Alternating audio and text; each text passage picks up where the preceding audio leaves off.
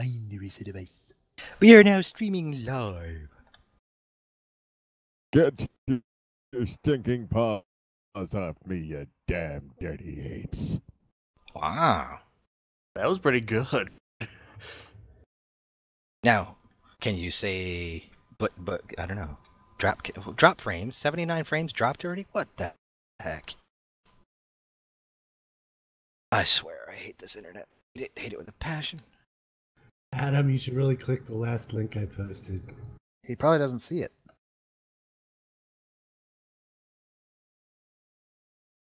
Oh no, I see it.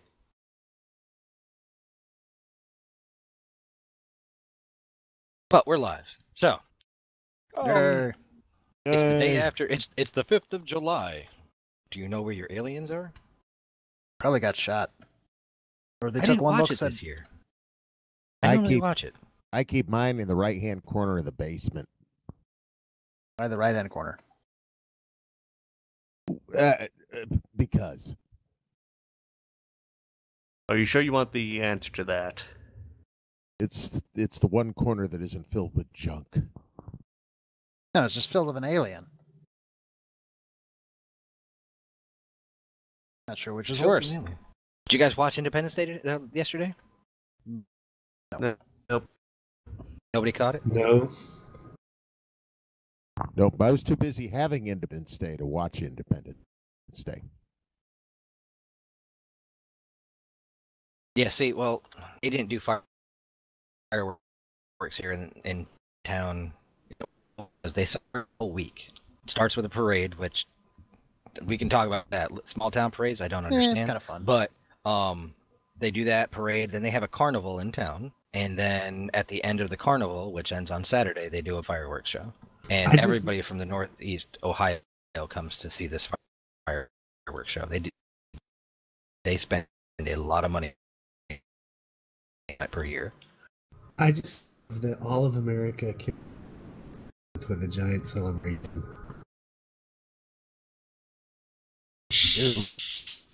Too late. They think it is. We are live. I think they heard.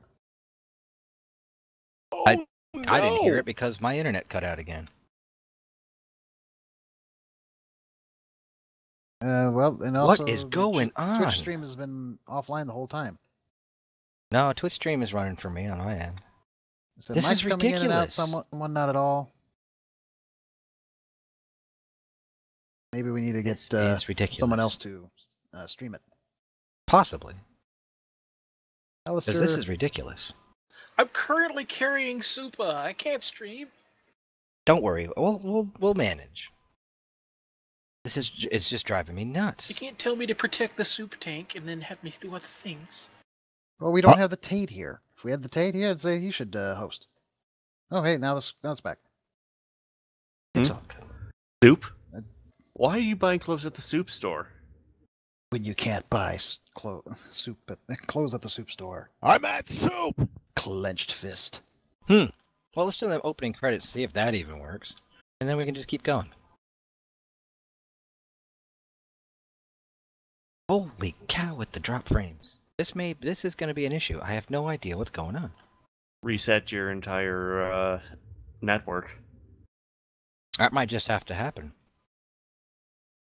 Reset the internet now.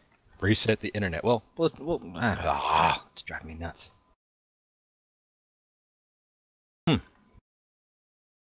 Alright. Well, let's run them credits. The opening roll as it would be. Best part of the whole show. And we'll be right back. The following podcast is intended for mature audiences.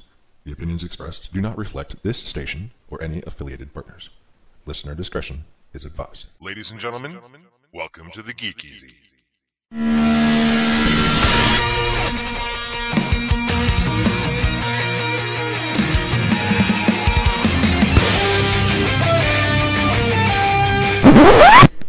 Just talking? Well, what's the show about?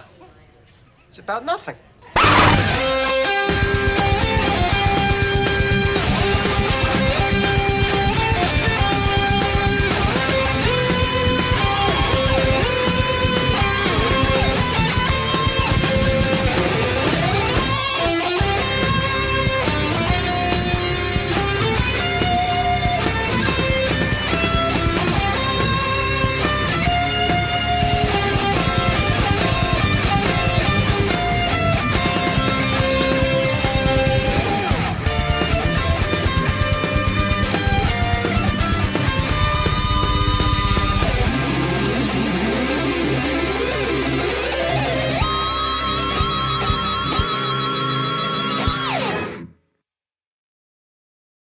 So my neighbors across the street, their car is reflecting the view of the fireworks that are going on the next block over behind me.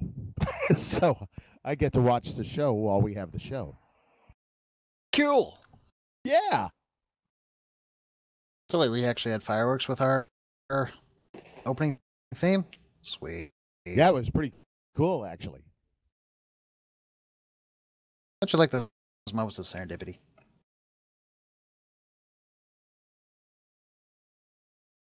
Yeah, everybody chipped in. We had a 4th of July party yesterday, and everybody chipped in on fireworks. We were shooting fireworks for about an hour and a half steady. Insane. Nice.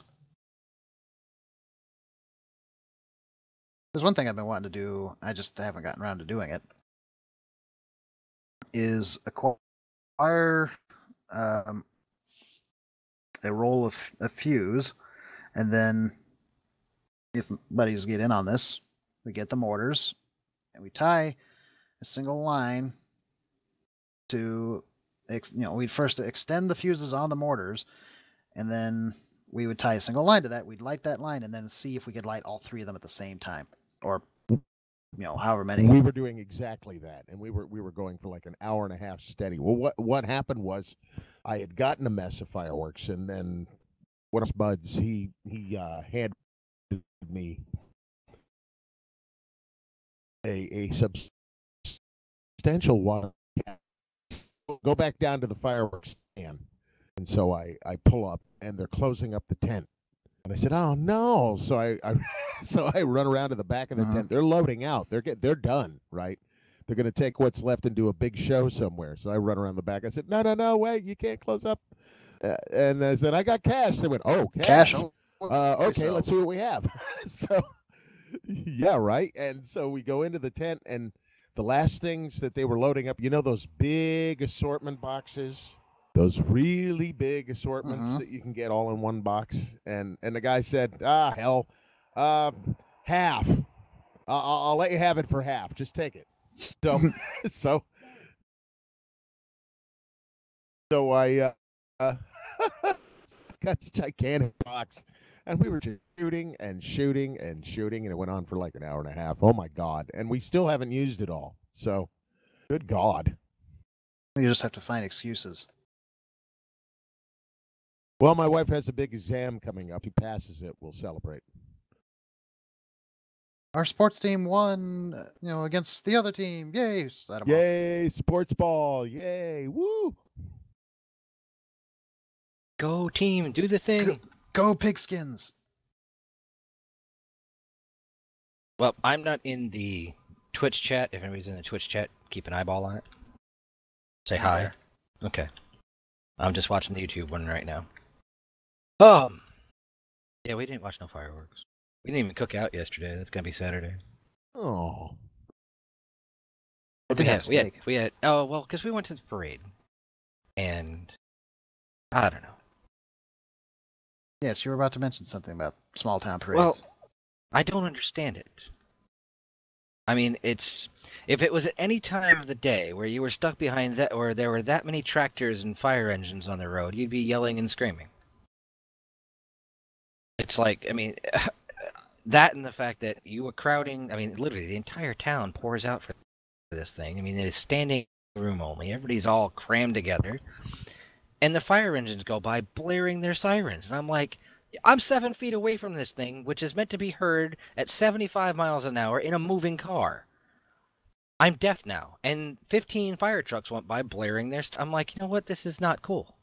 I will say that was probably... I mean, I enjoyed the small town parades. Hell, I was even in it once when I was in college. We got invited as part of the Veterans Club.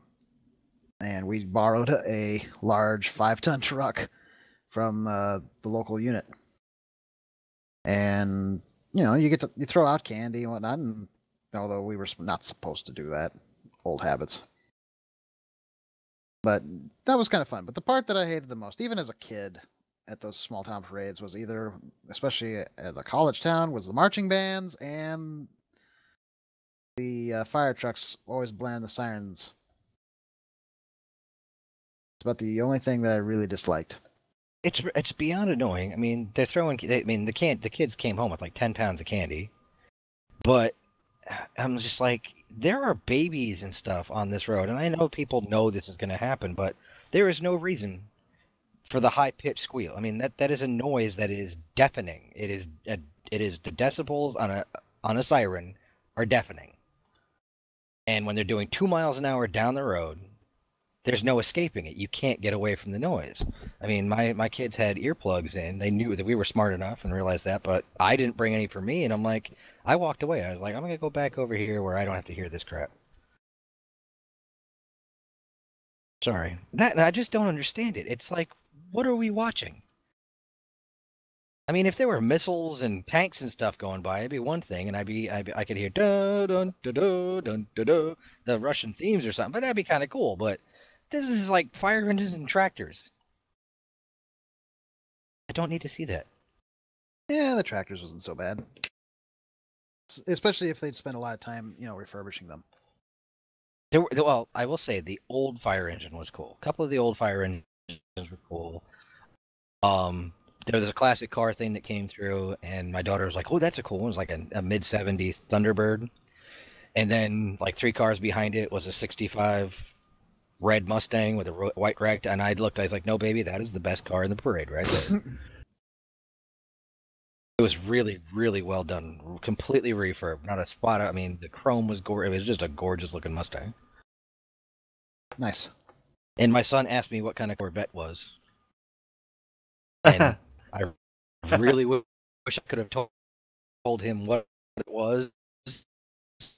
He's only 5.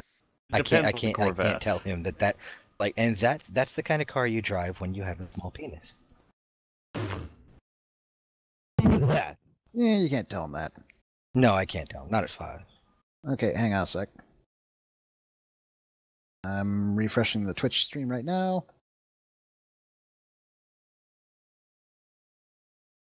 According to YouTube, the stream health is okay. Apparently my refresh got hung up. Let me try that again. Well, Firefox, I've noticed, has become an internet hog. Oh yeah, it's got some serious memory leaks. When did that happen? Firefox used to be the cleanest. Now it's like, and I can't stand Chrome. Can't stand it. I was like, I need a new browser. If yes, Alistair, Chrome's actually gotten pretty good. I don't know. I'm still using Firefox, but I've got Chrome's. I like the Chrome. Chrome eats up just almost as much memory though. I gave up on Firefox Not really. a long time ago.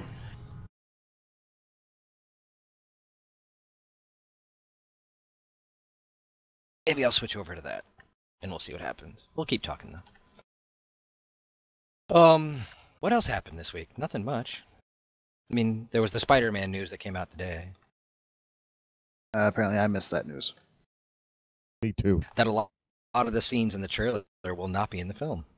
I'm trying to find the actual article, but I'm not seeing it now. Was that a CBR or was that Geek Tyrant? I don't remember. It's on CBR.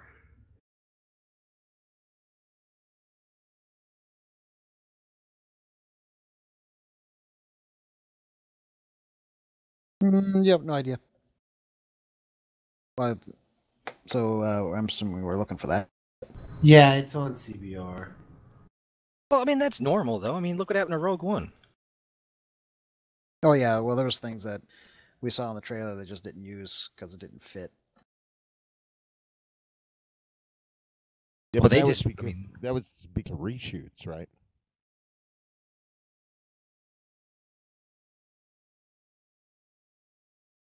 It was reshoots. Yeah, they reshot the whole ending of the film. Probably because they thought that, I think it was originally they thought that they wouldn't be allowed to kill anybody off, and then it's like, oh yeah, kill them off. What? Also, they had to tone Vader down. They toned him down? Apparently that's what I heard. That's what or not heard, read. That it was going to be a lot more brutal. Oh, and hello, we got a new person in the chat. Sailor Moon of Stowe. There's a story there. Of Stowe? Oh, wow, a fellow Vermonter. No, of Star Trek Online. Oh, that's Stowe. Sorry. Okay, I'm curious. What would Stowe mean for Vermont? Well, no, you say STOL, and when I hear STOWE, which is Stowe, Vermont. So Gotcha. the ski resort. See, I've never been in Vermont, so I don't know these things. The Von Trapps live there.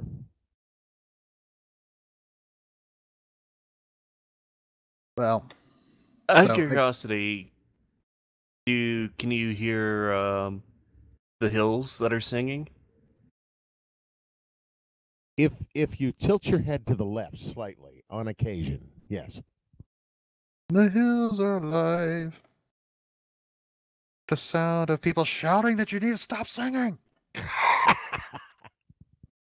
Love of God, we're trying to sleep. Go away. Get off my lawn. Hey, Jim, say hi to Gary. He's listening. Hey, Gary. Welcome home.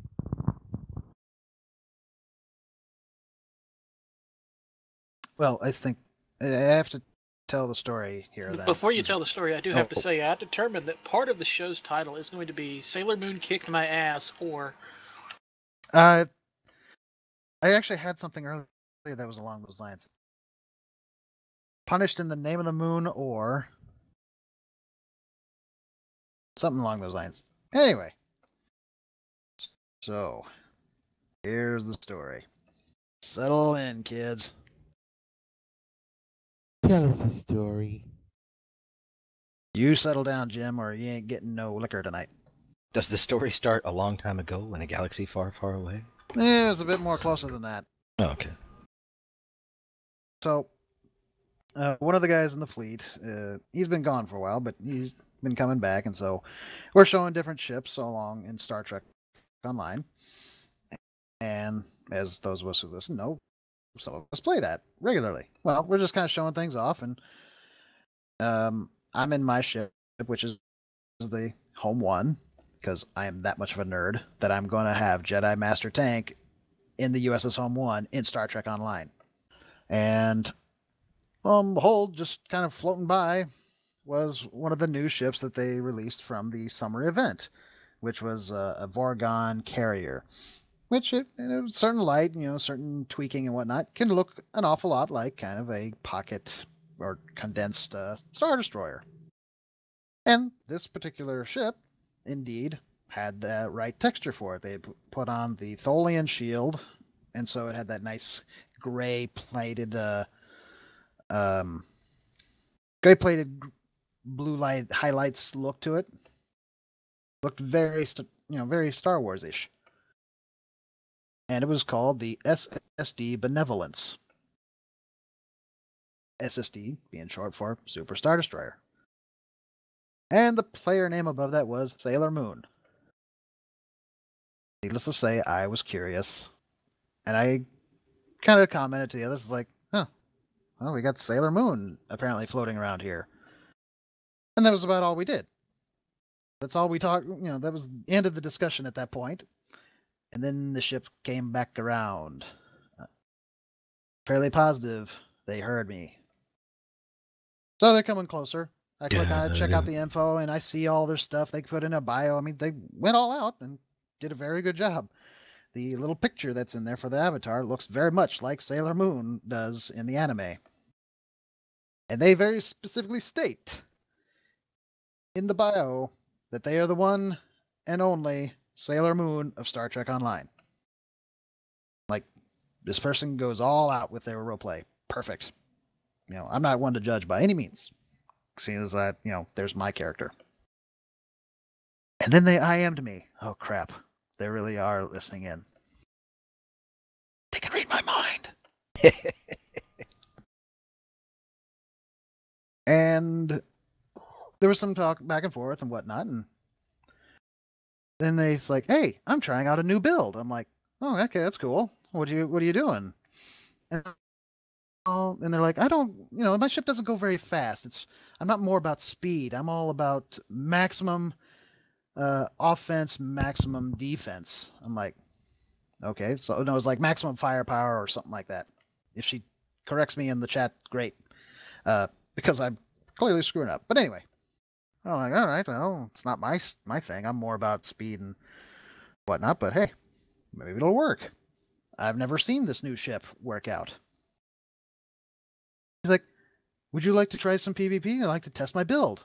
Like, okay. Nobody ever does PvP with me. Mostly because I'm not that kind of a player. I don't build my ship that way. I was max firepower, max resiliency. Thank you for the correction. Max firepower. More DACA. Can't go wrong with more DACA. All the DACA. So I was like, oh, all right, sure, I'll accept. And then I told the others, and Alistair pipes in, hey, I want to watch. And so did our other fleet member, Art, Captain Owens. And I said that to her. She's like, sure, go ahead. So we set it up, and we got Art on her team. We got Alistair on my team. Alistair's in a cloaked ship, and we got Art that's just in his ship. Testing that out. He calls it the Aquarius. It's the Sovereign. Anyway, so we started off, and I take off, because if I use my ship at full impulse, I get more power to my torpedoes. So I activate all of my buffs. I see her. I'm getting close, and I open fire, and I'm dead. I'm like, what the hell? And everybody that's watching goes, wow. Exactly like that. That's exactly how it sounded. This is not an exaggeration in any way, shape, or form. Like, okay, clearly went about this wrong. So I try again, go rushing up, try coming at a different angle, whatever, pull the support ship. I mean, I'm dropping everything. Suddenly I'm trapped in the Tholian web, and I'm dead. It get her health down about a quarter before I exploded. Time for the Picard maneuver. Actually, that is a console you can get in the game. And I have used it. It's a great console. So Alistair's like, hey, why not? Let's try the 2-on-1. He wasn't in the right ship for it, but why not? We give it a try. And we tried going at it from two directions. Then we tried kind of working together, a little bit more tactics. And she is just wiping the floor with us. Sailor Every Moon. time. She is punishing the living daylights out of us. Like, and here's the thing, though. Now, the ship that she's got in the game is actually made to be a support ship. It has, I think, the most health, the most hull health in the game. And Firefly, it was I think you pronounce it icosahedron web. It's a tiny little web thing. I think it's a console. That's the energy web trait. The Nucaro web, mine like web, yeah. You can't actually get from reputation. It's what comes with the ship, the right? one they were using was from the trait, not from the console. And how do you know it's highly annoying? Anyway, it's got the most hull health in there, so it's like almost 100,000 hull, which is just massive. It has its own. It doesn't send fighters; it sends frigates out at you. And she equipped it with 6 turrets. Now, most people in the game say, "Oh, don't use turrets. They're not all that good because they have a low damage output, so on and so forth." She put a lie to that. Roland, you weren't there, were you? No, I was not. Yeah, we told you about it later. Uh-huh. So we're like, okay, you know what? We need to try this out. We need to really test you out. We need to, I'm not the best there. I'm kind of tanky, but I'm not the best. So let's have you try our best DPSer, damage per second player. Basically, our absolute best player in the fleet who has wiped the floor with all of us, except me, only because of dumb luck. And that is Tade. Slight detail that should add to the story, though. Tade was piss drunk. Yes. And we admitted that straight up front. And she's like, oh, that's fine. That's, whatever, we can do this. And he's flying in a Vengeance. The Vengeance, from Star Trek Into Darkness. And he's got this thing tricked out. Like I said before, he has wiped the floor with us. So he comes in, he cloaks his ship, he comes sneaking around, and we're watching. Like, this should be a good fight. Because we're like, this is the yin to the yang. They should almost be like a draw. He gets closer, he decloaks, he opens fire, he's dead. Oh my God. And her health, I think, dropped to maybe half. Approximately. And that time, and Tage just go, what the hell? Oh, my heart is racing. Dear God, I think I'm having a heart attack. Wasn't he drunk at the time? He was drunk at the time, yes. I did mention the term piss drunk. Yes. I have a question. Oh, go ahead. Why did you send a fleet invite? Sounds like someone we could use on a team. No, she's already got a fleet. Oh. And apparently just a couple days ago, she joined a new fleet. Take a wild guess what the fleet is named. Sailor Moon. You're on the right track. It's actually Sailor Scouts. Oh, yeah. She says in the Twitch chat that now she has elite frigates, by the way. That's terrifying. I'm just like, does she really need frigates at this point? They do Tetrion damage, so they help weaken her target's shields, which makes her plasma bleed through and everything even more effective. Is super effective. So, yeah, she basically just thrashed us. And just to make sure things were all right, we tried it against each other. I took on Art, and it was mostly a draw, but in my favor. I also took on Alistair and his ship, which is an Alachi Dreadnought. Yeah. And he beat me, and then I realized that none of my traits had been equipped. So, we can honestly state that it was a win in my favor, but probably by accident. I have no idea when my traits got unequipped. I think it's because when you switch ships, it actually loads whatever loadout you had, and if you didn't have those traits in that loadout, they get unequipped. I was thinking about that. So, anyway, yeah, we were very well and duly humbled by Sailor Moon of Stowe. So it's like the next day or two, I think. I can't remember much time passed, but it wasn't long. We were going to do some fleet stuff and get some marks and whatnot. And the thing to do is to basically do some of the PvE queues. And she happened to pop on at that moment. We needed another person. It was like, hey, would you like to really test your build against the Zenkethi? The Zenkethi being the new alien race that they brought into the game. And she's like, sure, why not? Because it works out really well, because in this case, the Zenkethi are really tough because their cruisers get near their battleships and they can actually negate damage. They can basically make themselves immune to damage. So there's an ability that you can do. You can drop a gravity well on them or on targets, and it'll bring them all together. They and Kethi, because they get stronger the closer together they are. Make your buddy smile. So we go into it, and we're kind of bouncing around, whatnot, and I happen to look up at least a couple times, and I see on my map, or not my map, my indicators, she's actually getting the crap beat out of her. But she's also completely by herself. And I think it was Alistair who pointed it out. No, it wasn't Alistair. She actually pointed out later that she's like, I'm hitting them and they're doing nothing. I'm only getting 1 point of damage.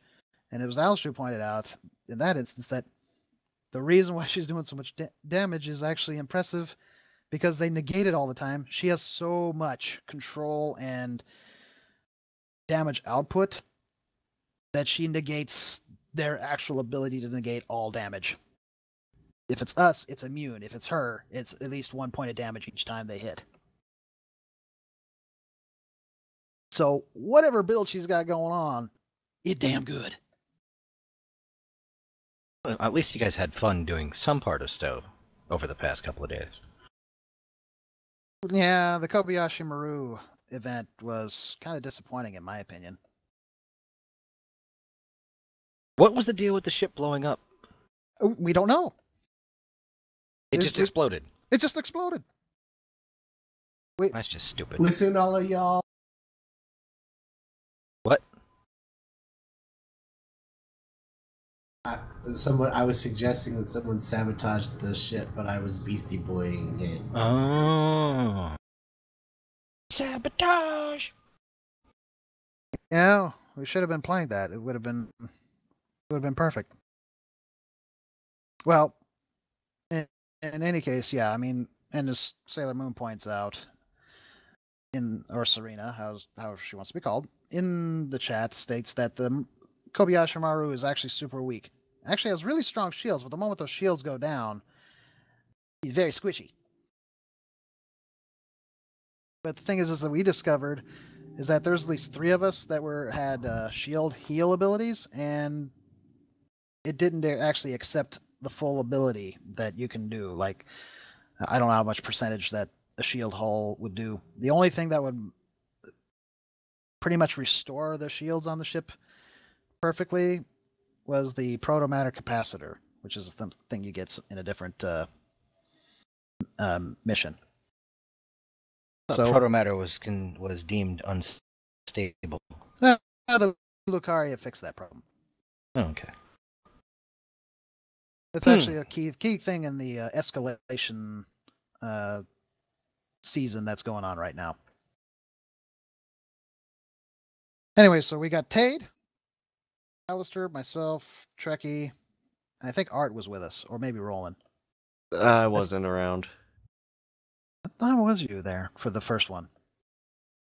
Nope. Because I distinctly recall hearing your voice going, What? Oh, yeah, for the Kobayashi Maru. Yeah. Yeah, I was there, unfortunately. Yeah. We got through 5 rounds when all of a sudden the Kobayashi's Maru's hull is down 75, 50, 10% dead. And we're just like, but there's nothing around us. Like, we didn't have to worry about any of us dying. We just had to worry about it deciding to self-destruct.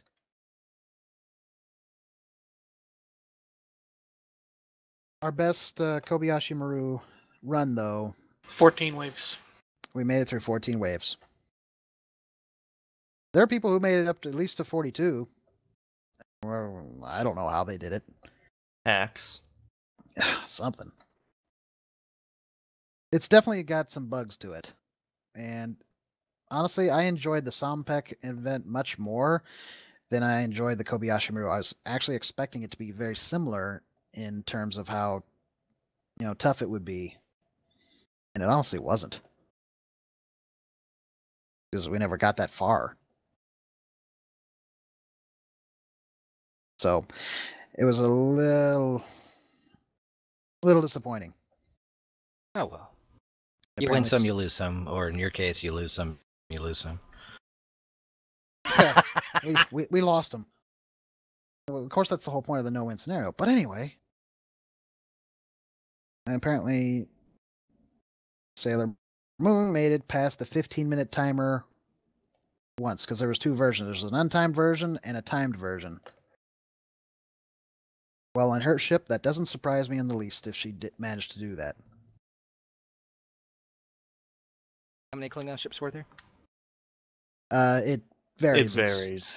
We ran into Borg, we had Vaudwar, Conians, and there's little things that happen in the event too, like terrain things happen. Like suddenly a doomsday machine appears.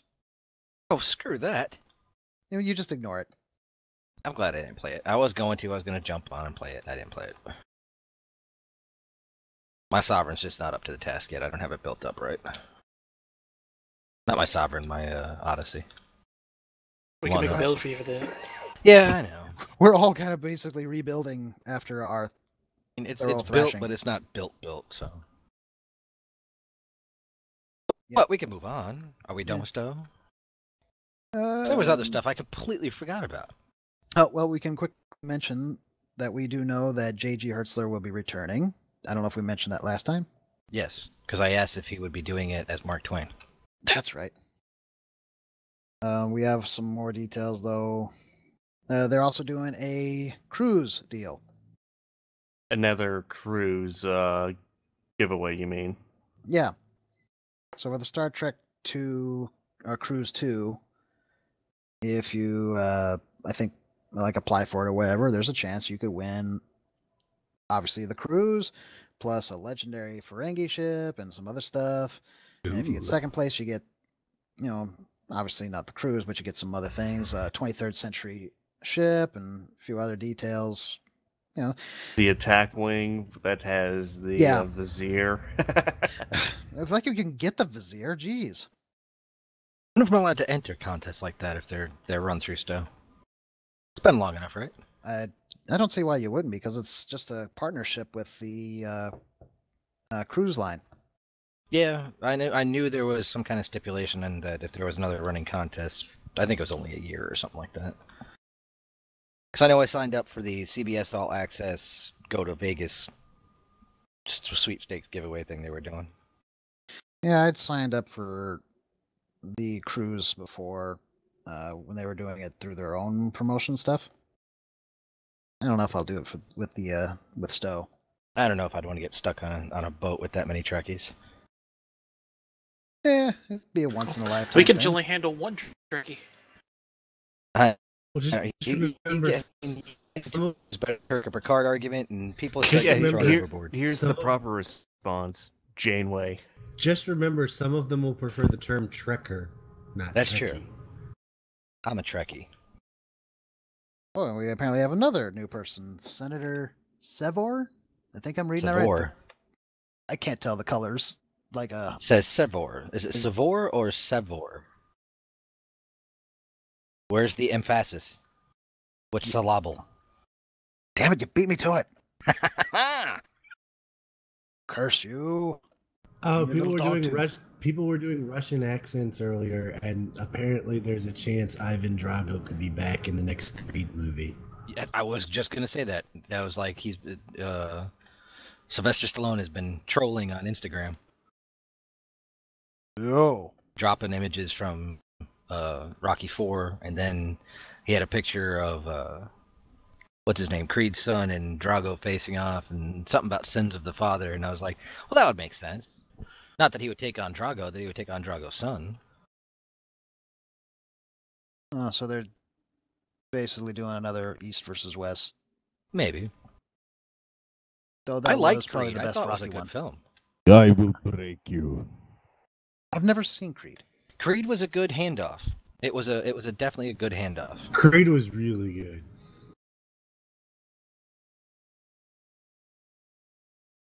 Creed was yeah, it was, I mean, I still think the last Rocky was probably, I mean, the first and last ones were the best.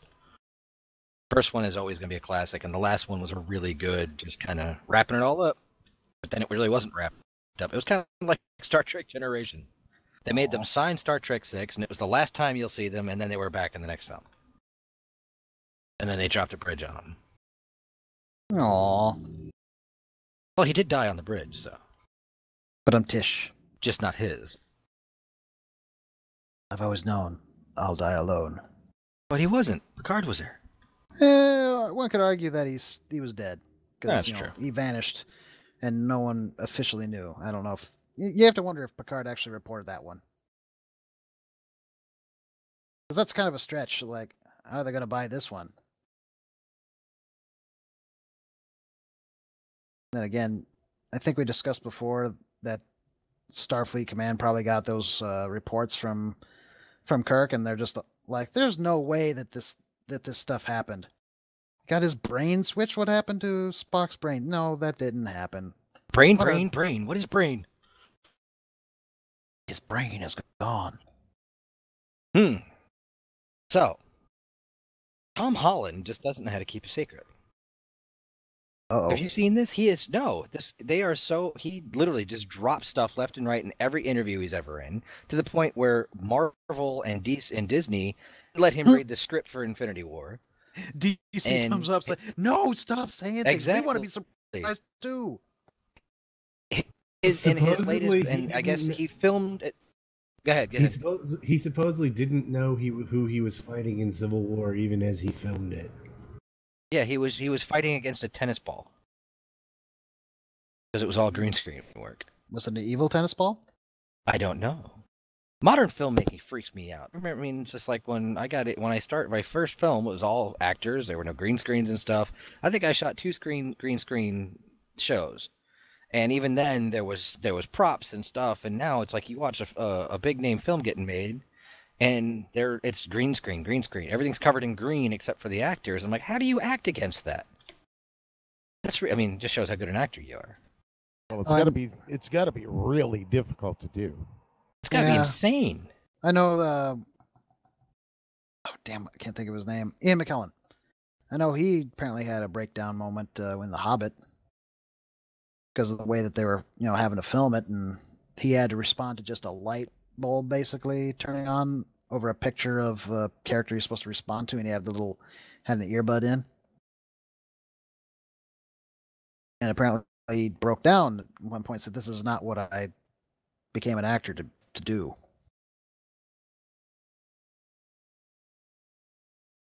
So yeah, I'd say that's pretty difficult. How do you get into character if your whole world around you is technically and literally green?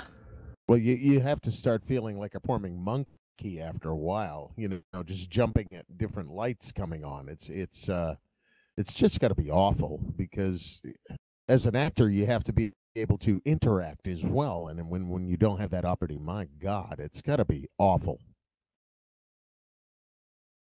Yeah, it definitely would be very difficult. At least with the Lord of the Rings, they did camera tricks so that they were still in the same room, but everybody looked, the bits looked hobbity.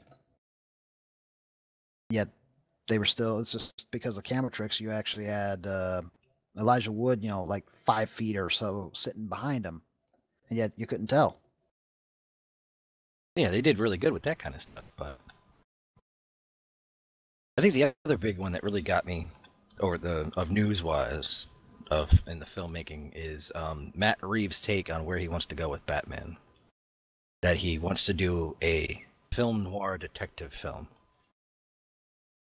Which I jumped up and down. I squeaked a little bit. I was like, oh, it's about blasted time. Because we have not seen Detective Batman, ever. Well, he is the world's greatest detective, right? I think the last time we saw a Batman who was a detective, well, aside from the Justice League cartoons, was Adam West Batman. Where he did detective work. Well, we did see a little detective work in the second of the Chris Nolan films. A little, but it was still, he relied really heavy on his gadgets, and no matter how I love the Chris Nolan films. I think The Dark Knight's one of the best portrayals of Batman on screen, or just the whole Batman genre on screen, but there's something stilted about them.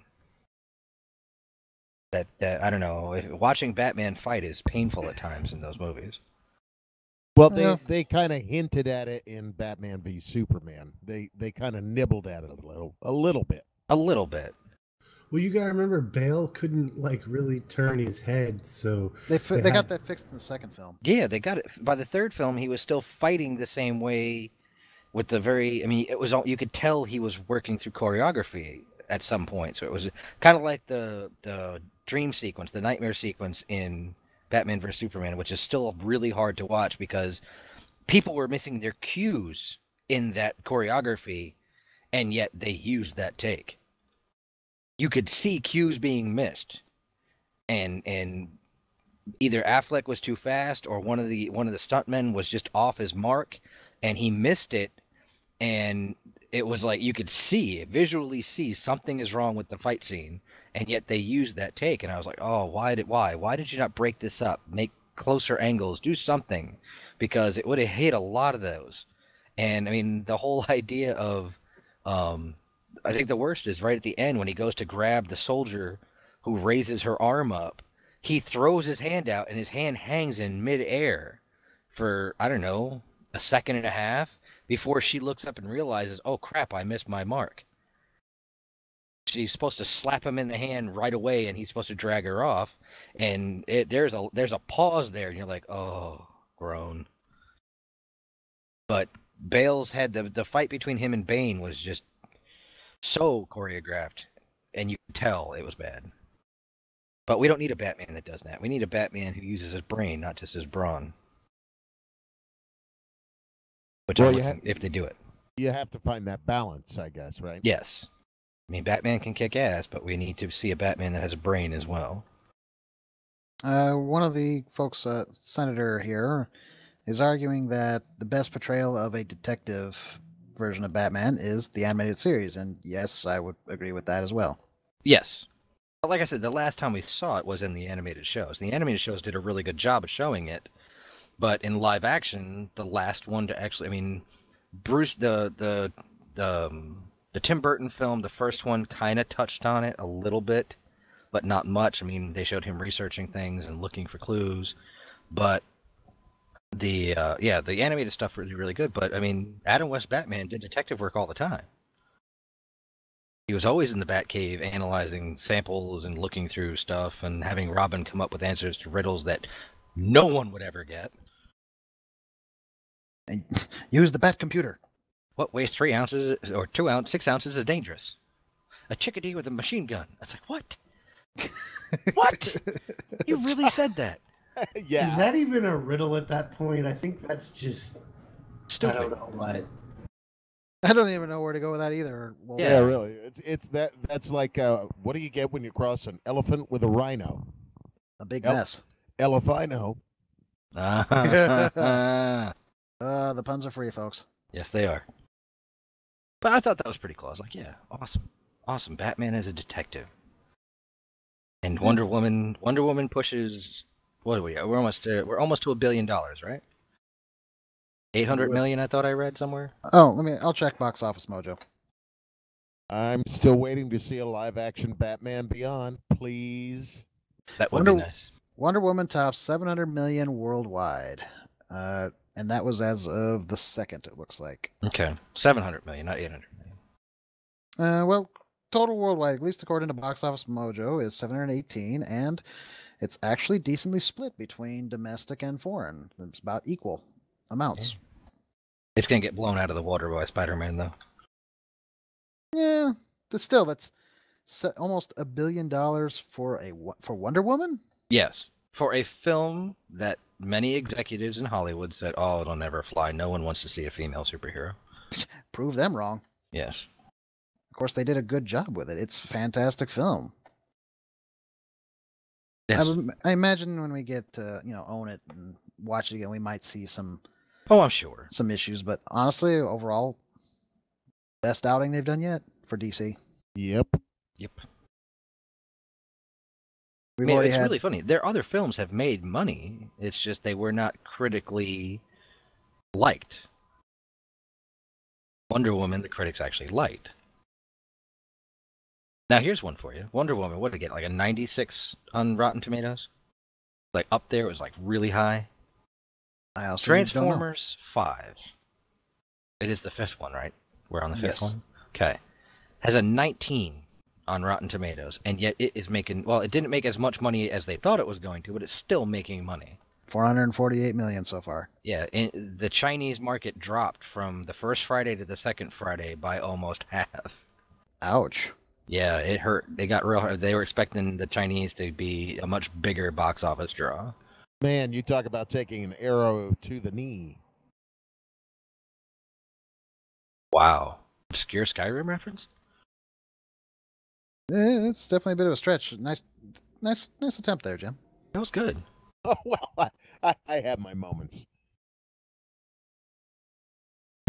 Yes, me too. Sailor, or is it Serena? How do you want to be called? Serena Sailor? I really do hope they fix the mess from Thor 2 with Ragnarok. The Thor films have been the weakest of all the Marvel films. I would say the Thor films are even weaker than Incredible Hulk. I'll tell you what I'm not keen on is Spidey's new suit created by Tony Stark. I don't know. I'm not comfortable with that. Wait, you're talking about when we saw in Civil War? Well, that's the one he's wearing in this movie. In the for part of it. Yeah. Really? I thought Peter Parker was supposed to be this whiz kid, inventor, Well, young web scientist, brainy kid, and the suit is all Tony. No, the suit's Well, Tony, but the web shooters are his. You got to remember, he doesn't have access to Stark's resources. Yeah, he doesn't have the resources yet. He's still, just a teen. Okay, Sailor Moon is fine on Twitch. Good.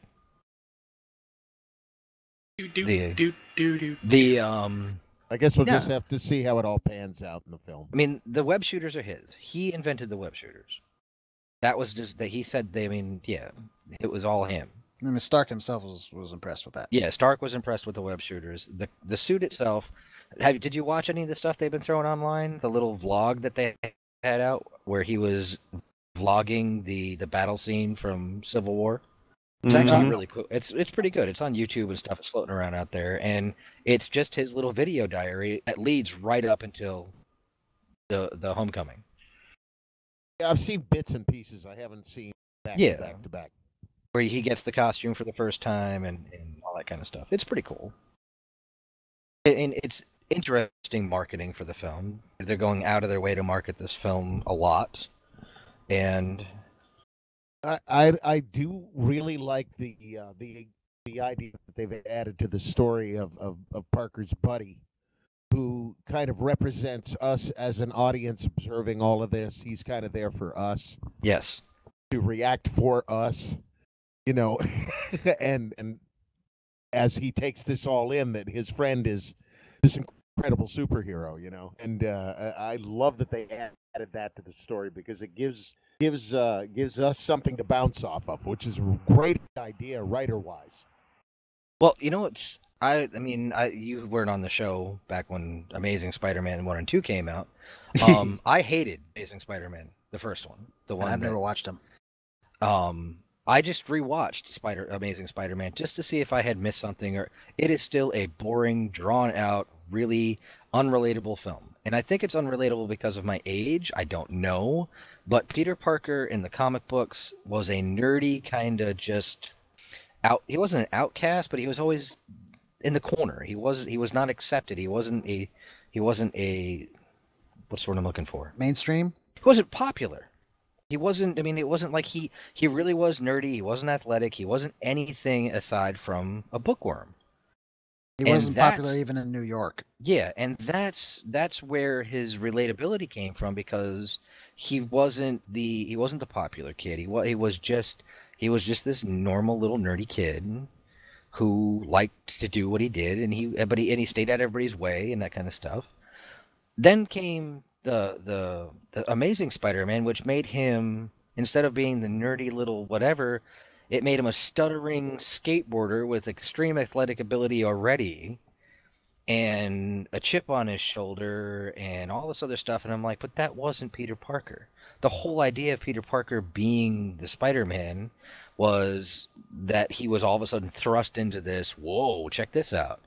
And it's just unrelatable in the same way. And I think it's because of the way they portrayed Parker as a teenager. I could not relate to that because that just doesn't seem like he was that unpopular kid. He was not this awkward kid that is just trying to find his way, and yet try to also hide the fact that he's got all these abilities that if he really wanted to, he could thrash everybody that he wanted to. You can say what you will about the Tobey Maguire films, but they got that right. Yeah, they did. And Tom Holland's got the same kind of je ne sais quoi about him that the Spider-Man should have, where he's just kind of like this kid just there. He's just a kid. just a dopey kid. Yeah. Yeah, he's not. There's nothing special about him. Whereas Peter Parker in the Amazing Spider-Man, and you know what? I do think Amazing Spider-Man 2 was a better film. A lot of people hated it. I think it was a better movie. It was more comic book than the first one was. It was, but what was I going to say now? It still had Parker. I don't know. He was too much of a ladies' man right off the bat. He was too suave. And that's definitely not Parker. He was, I mean, yeah. He went from stuttering in the first film, and what was it? There's an Amazing Spider-Man honest trailer out right now that's pretty brutal. And in the first film, he was a stutterer. In the second film, he just repeated himself all the time. But yeah, that's not Parker though. They got the what's the word I'm looking for? The wise ass side of him down right though. But Tom Holland seems to have that down too. He's good with a quip. And you have to be in order to be Spider-Man. Yes. Because that's one of his weapons. And Sailor Moon, I don't know if that it's gonna. I think it's probably gonna crush the first trilogy and the Amazing Spider-Man movies. Because Marvel's behind it. But well, Marvel was behind. Marvel was kind of behind the other ones too. Ish, but but a lot of the creative control I think was not theirs. I mean, that was early on. They hadn't, started the whole Marvel Studios thing yet. They hadn't even started pulling everything back from, their crazy license selling days. Yeah, it's like the first Spider-Man film. There was plenty to like, but there was also plenty to not like. So it wasn't a terrible film. Of the Spider-Man films currently out today, I would say that the first one is still my favorite. The second one, it was all right. The third one, I refuse to buy. Well, they tried to stuff too much. They tried to put 100 pounds of crap in a 50-pound bag. Yeah, that was just bad. What? You're not a fan of emo Spider-Man? Oh my God! Don't get me started. Yeah, when a director has to apologize for his film, evil because of the way he eats cookies. No, when our Spider-Man film starts to have dance routines, that's where you lose me. I'm sorry. They just borrowed a page from Bollywood. I think Bollywood would have pulled it off better, and then we would have had a flying Spider-Man. You're right. Bollywood would have pulled it off better. I agree. I don't know. They're pretty good at doing action scenes. There's been that one that's been floating around for a while with the Indian Chuck Norris. What about the Indian Terminator thing? Haven't seen that one. I think I know what you're talking about. It's called Robot, I think is what it's called. Oh, yeah, I haven't seen that one, but the one that's floating around that keeps popping up on my Facebook feed every once in a while is the dude who takes down the group of guys on the pier. And he rips the lamp out of the thing. Yeah, yes. That whole sequence is pretty kick-ass. Yes. And there's the other... Oh, I did see the robot one. Is that the guy that has, guns that just appear out of nowhere? Something like that. Yes, on the road. He scoops up everybody's guns, and then he does this thing. It's like something right out of The Mask. It's ridiculous. Oh, it's so ridiculous. But it works. It's ridiculous, but it's so ridiculous it works. Hey, don't say nothing bad about Japanese Spider-Man, Senator. Any Spider-Man that's got a Zord is good. Even though the Zord was a leopard and have no idea why. Actually, you want to know what irony is? You can thank Japanese Spider-Man for the start of Power Rangers. Go, Spider-Man. Okay, you're going to have to explain, Roland. Spider-Man. So, basically, when Marvel approached... Is it Toei? Yes, it was Toei. Yes, Toei was the company that does. Yes. Yeah, when they approached Toei to do a live-action Spider-Man, they actually got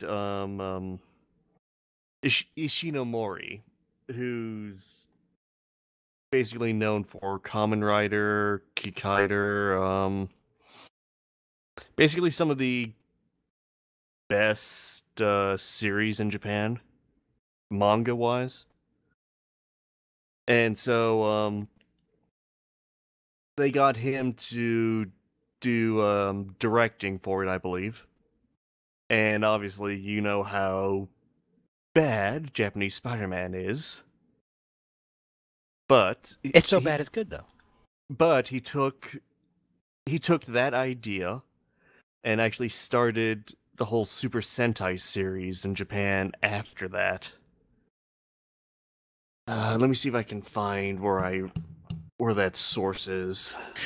Couldn't one argue that it might be just a combination of things? He took the Spider-Man thing, he saw the Kamen Rider, and he's like, "Hey, let's put the two together," and boom, we got Super Sentai. Yes. Yeah, that's pretty much how it was actually. Let me see if I can find where it actually started. Well, while you're looking that up, Sailor Moon in the chat and mentioned that they have not watched the new Power Rangers movie and they don't think they will. We have discussed the movie before, but apparently... Did I talk about it last week? I don't know if it was last week. I know you talked about it at one point. I saw it last week. It came out on video last week, and I saw it. Now's the time. I got a free. I sent you guys a picture of it on Facebook. I said, "Look what I'm gonna watch. We'll talk about it." I don't think I talked about it last week. No, you may have been on a rant on Transformers. I don't remember when that happened. I don't remember. Oh no, I just saw Power Rangers last week, so. I have yet to see it. A buddy of mine, Spencer, saw it, and he was raving about it. Really?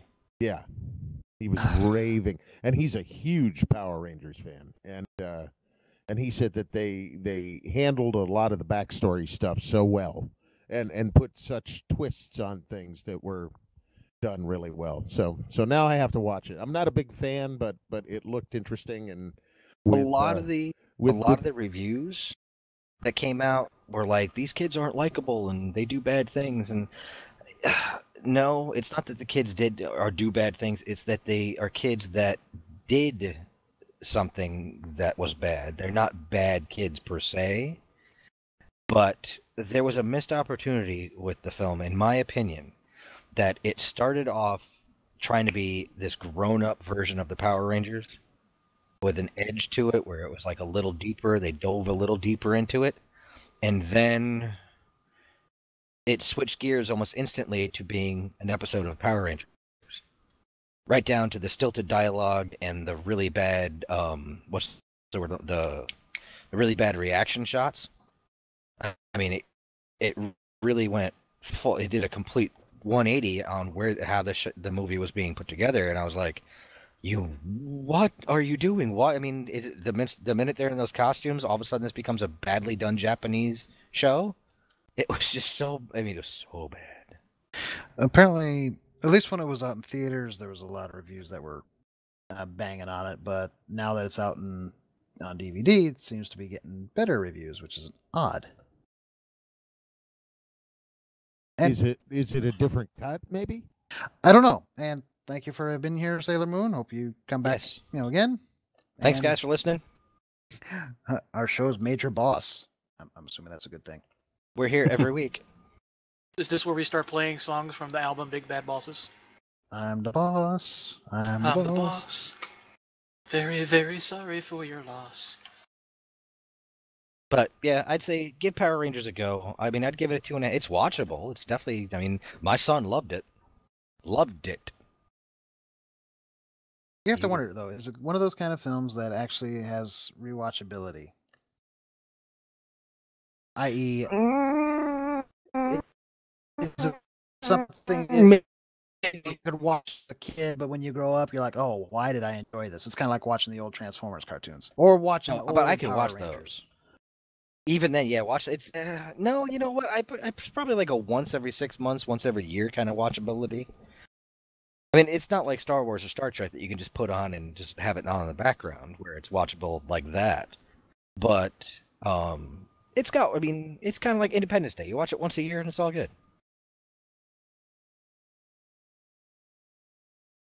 So you said like 2 out of 5. Yeah, 2.5 out of 5. I mean, it's not a bad film. It's definitely. It's not a great film. I mean, it's a Power Rangers movie. I would put it right in the same category, I mean, because I give the original Power Rangers, Mighty Morphin Power Rangers, the movie, I give that a 2.5.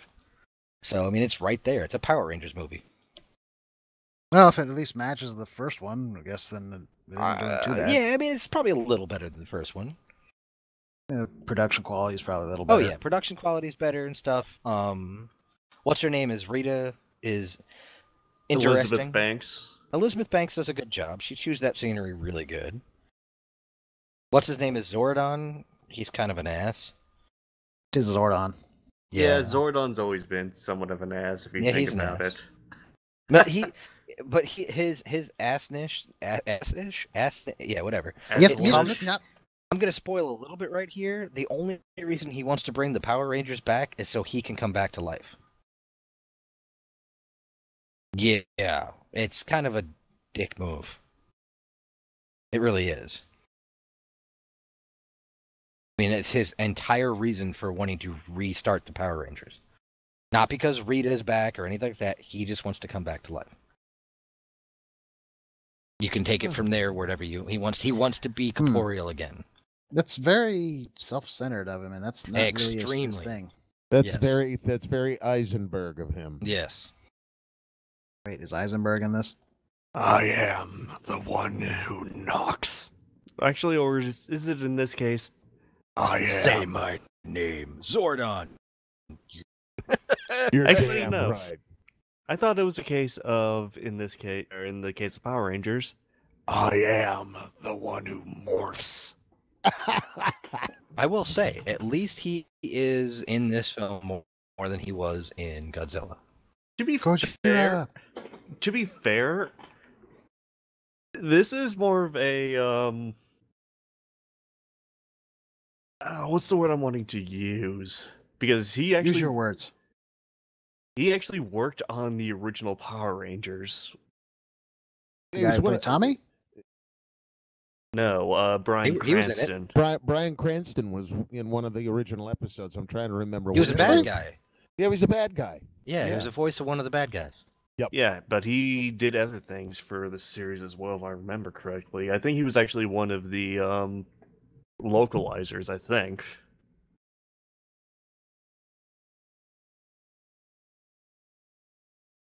Well, you got to start somewhere, I guess, right? Yeah, money. True. Well, he has to eat, right? Indeed.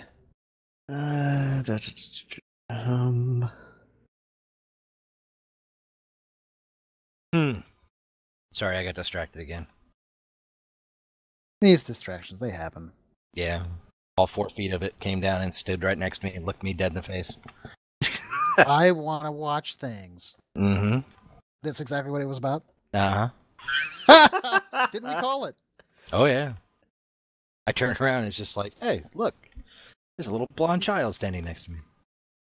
Thank God it was mine, not somebody else. Random child just shows up in your house. Random kid. Now, I'd get a little freaked out. I'm like, where did you come from? I came from the cornfield. Children of the corn or film. children of the candy corn? I too. In his case, candy corn. I too was dealing with a child. I too was dealing with a child that snuck down the stairs. Hang on, everybody else, check around you. Are there any children? Did you guys watch the Inhumans trailer? No, my Nope. teenager's retired for the evening, so I'm not worried about mine. I don't know. I see a flop in Marvel's future. It was just a bad trailer. I don't know. And humans, I mean, they're just that. At least with Black Bolt and them, from a comic perspective, has always come across to me as being like, okay, so why do you really need them? You already got mutants and superheroes. The trailer had one scene where Black Bolt is on Earth, appears on Earth for the first, because I guess they've been on the moon, because they show that they're on the moon at Atlian or whatever it is, or Atalan or whatever the name of the city is, and he gets. He's on Earth and he gets attacked by cops because he won't talk and say who he is, whatever, and they hit him, and he gets hit in the gut with a billy club or something, and he lets out and it blows cars off the streets. I was like, well, at least they got that right. Which is He kind let of out its a thing. little, just a little, and it blew stuff up.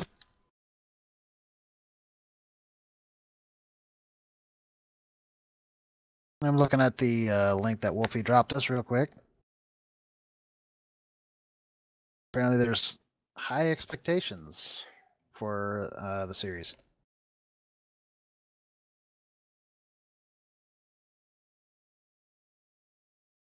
Yeah, I don't know. I thought it was. I don't know if it's going to be a show they're going to be able to pull off and keep it interesting. Of the various properties, Inhumans is one that I really just did not care about from comics perspective. I mean, sure, some of the character designs were kind of neat, but for the most part, meh. It's like Aquaman, essentially. The Aquaman comic series. I just don't care. Whales! I'm wondering how they're gonna square it with what we've learned about Inhumans in AOS. It's like not. It's completely its own. It's its own entity. it's not. Within the same timeline. Well, that's just weird. Yeah, Well- that seems kind of dumb. Unless, just as a thought, it's actually set as like an earlier time, and that'll lead up into connecting back into Agents of S.H.I.E.L.D. because we saw Coulson up in space. I think Coulson in space is just tying in with the Avengers movie. With Infinity War. Yeah, we're gonna get Sword and all that kind of stuff.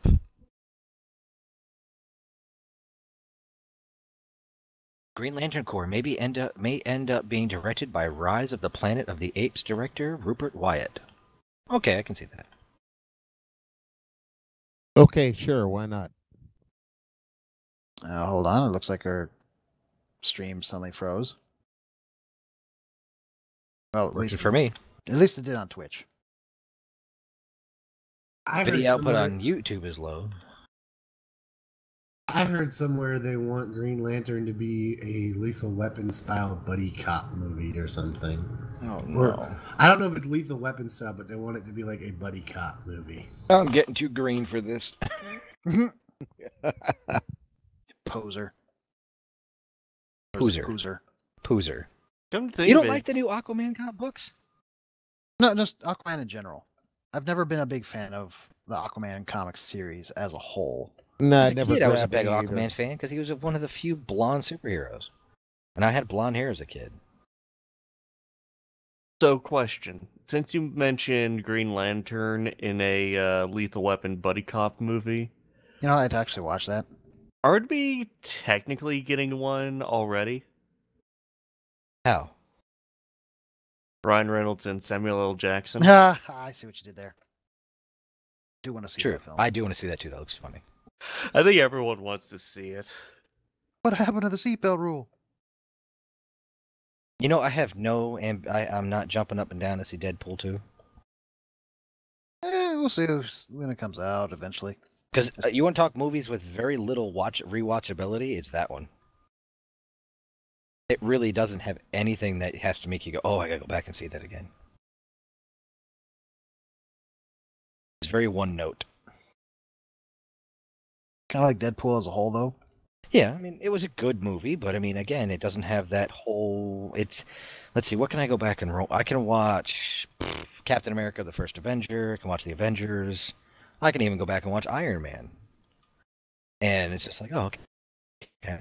But, man, we are having drop frames left and right. I thought you couldn't go back and watch Avengers. That was one of your complaints about it a while ago.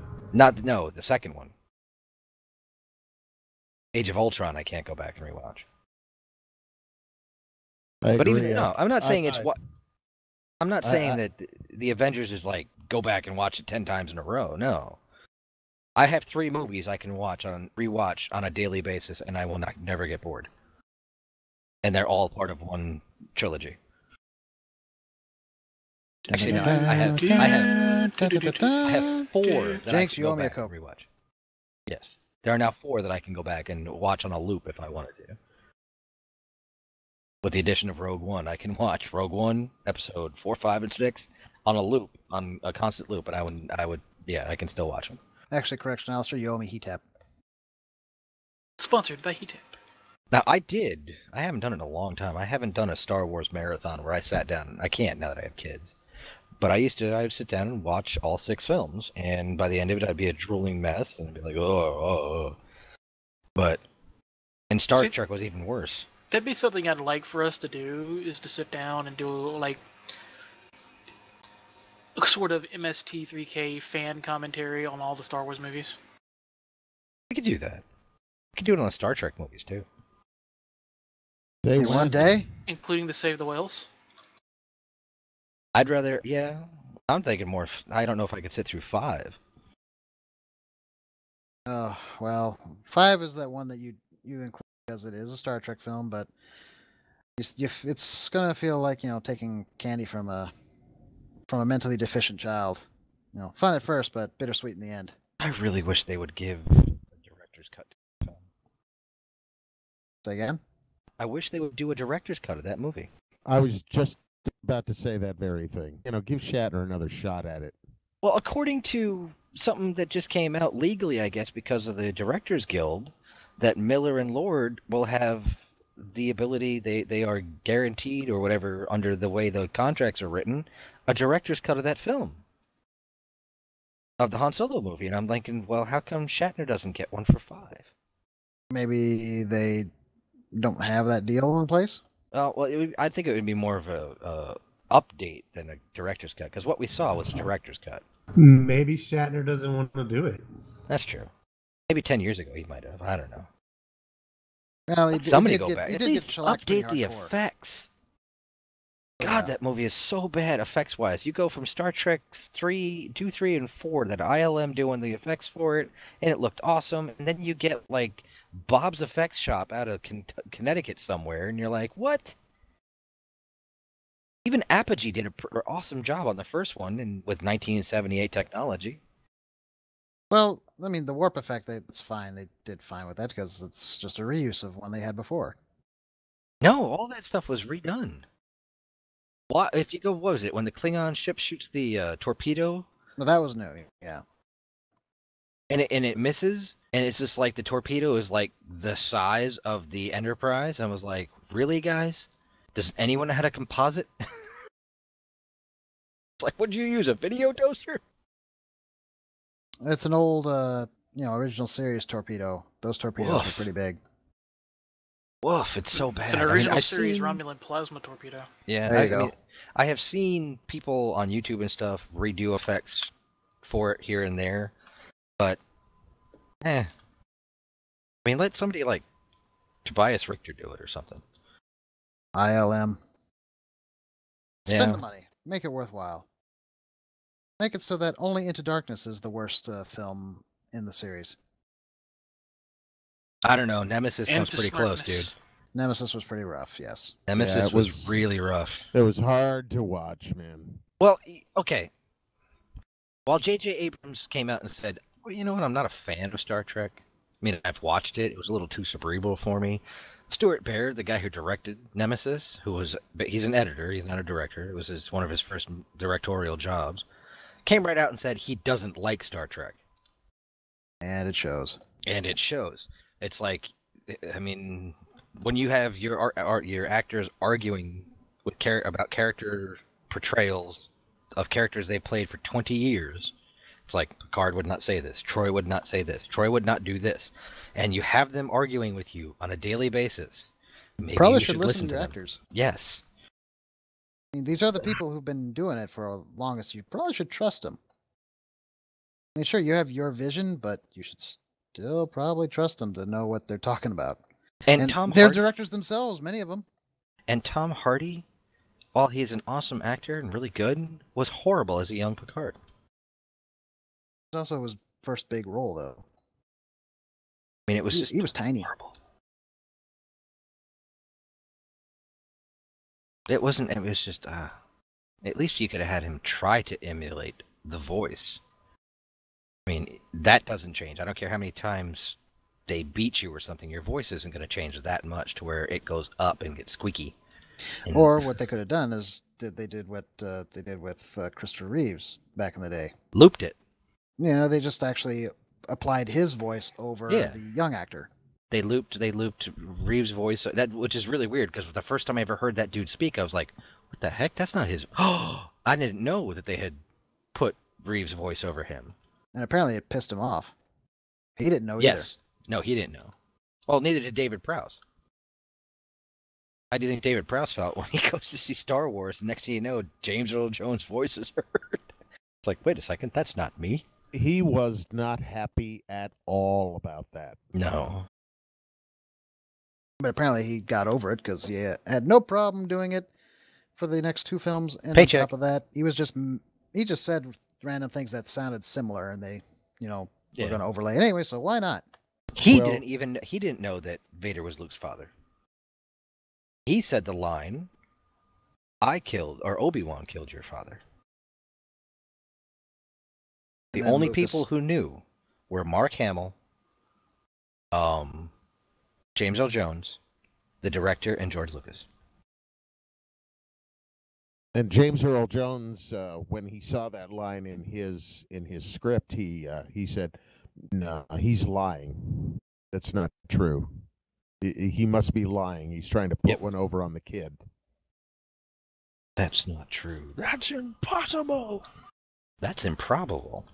Look, if you're not going to take this seriously, if you're not going to take this seriously, I'm just going to go. I built C-3PO. Okay, that's it. And the Force? You know what, though? Building C-3PO actually works with the rest of the trilogy. There is no reason that Boba Fett would not have shot Chewbacca. Vader stops him from shooting Chewie when Chewie goes nuts. And everybody's like, why the heck would Vader stop him from shooting a Wookiee, a slave in the Empire? Why would he stop that? It is nothing more than a Wookiee. Because there's a droid on his back. Because there is C-3PO on his back. It had nothing to do with him wanting to keep Chewie alive. It was the fact that the robot he built was on C-3PO's back, or was on Chewie's back. Which they even made a comic book about it. Interesting. They tied into that really good, where Vader finds the box of 3PO's parts when the Empire captures everybody, and Vader's holding up 3PO's head and looking at it, and all of a sudden goes back into some memories of actually building 3PO the first time. Speaking of Vader and comics, I just heard today at the comic shop that if you have the first run Vaders, before they do the current ones, and if you have the complete set, it's selling for well over $100. Really? Yeah. What if you have the large size issue of Star Wars, the original one? I think it's you probably have to ask a comic person and see what they'd say, but I think it would depend on its condition. Good condition, not perfect condition, but good condition. Yeah, you can probably check eBay to see what it's going for there, but Marvel did re-release the comics, the original comics that they had done for those films, but with updated coloring. So they did modern coloring techniques on the old lines, and it was I've got A New Hope as a book. Nice. Well, when it first came out, it was 2 issues. It was part 1 and part 2, and then when they did the large edition, it was 1 and 2 put together just in one great big issue. And I knew I had to marry my wife when I discovered that she had the exact same copy I had. I went, I got to marry this woman. Definitely. I had so many of those old books. I was a religious. It was it came out monthly, and I would be at the corner store grabbing my issue of Star Wars every month. That started in 1980 all the way through the end of its run. What I really used to gobble up every month was the Planet of the Apes comic books. That's a little before my time. Yeah. Wasn't that They're Gold coming Key? out again. No, those aren't Gold Key. They were, God, I'm trying to remember now. I've got them all packed away somewhere. But they were great. They started off with the first film, and then they also had kind of a standalone story in the back of the book, and all kinds of interviews with the actors and interviews with a bunch of other people that were connected to the film or connected with promoting the film. And it was a great magazine. It was great, and the artwork was just outstanding. And they went right through the films, and when they finished working, telling the story films, they took their standalones and ran with those for a while, and then they just started creating all new stories. And it ran for quite some time, and I have quite a pile. Well, they've been releasing new Planet of the Apes comics of late. Plus, they got Green Lantern crossover with Planet of the Apes, and it's actually Star been pretty Trek good. crossover. That's been good too. Yep. Amazingly so. It actually works. I think there's only one more book in the current series. For the Star Trek one? Yeah. I think they're up to 5. And Kirk's finally got his ring.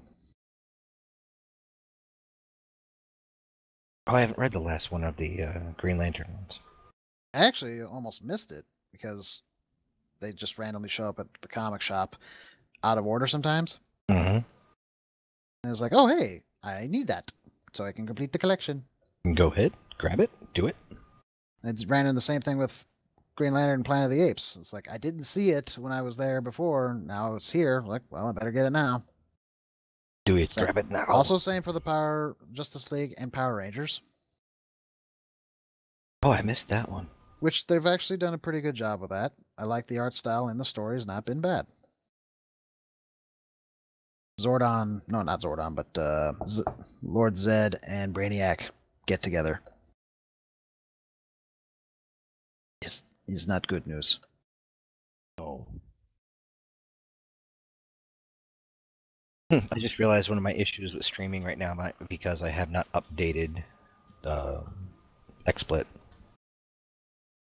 Probably should do that after the show. I should probably do that. That, and I'm sure I have my network card probably needs to be reset. Because we've been having drop frames left and right. I think one of my favorite crossovers has to be one of my favorite Star Trek crossovers has to be the one with the X-Men. The original one. Yeah. Yes. That great moment where Nurse Chapel bursts in and Dr. McCoy and Beast are working on someone and she yells, "Dr. McCoy!" and they both turn around and go, "What?" That's a great moment. When Spock nerve pinches Wolverine and he gets right back up. I heal real quick. That's not a matter of healing. They just wanted to counter the nerve pinch. Yeah.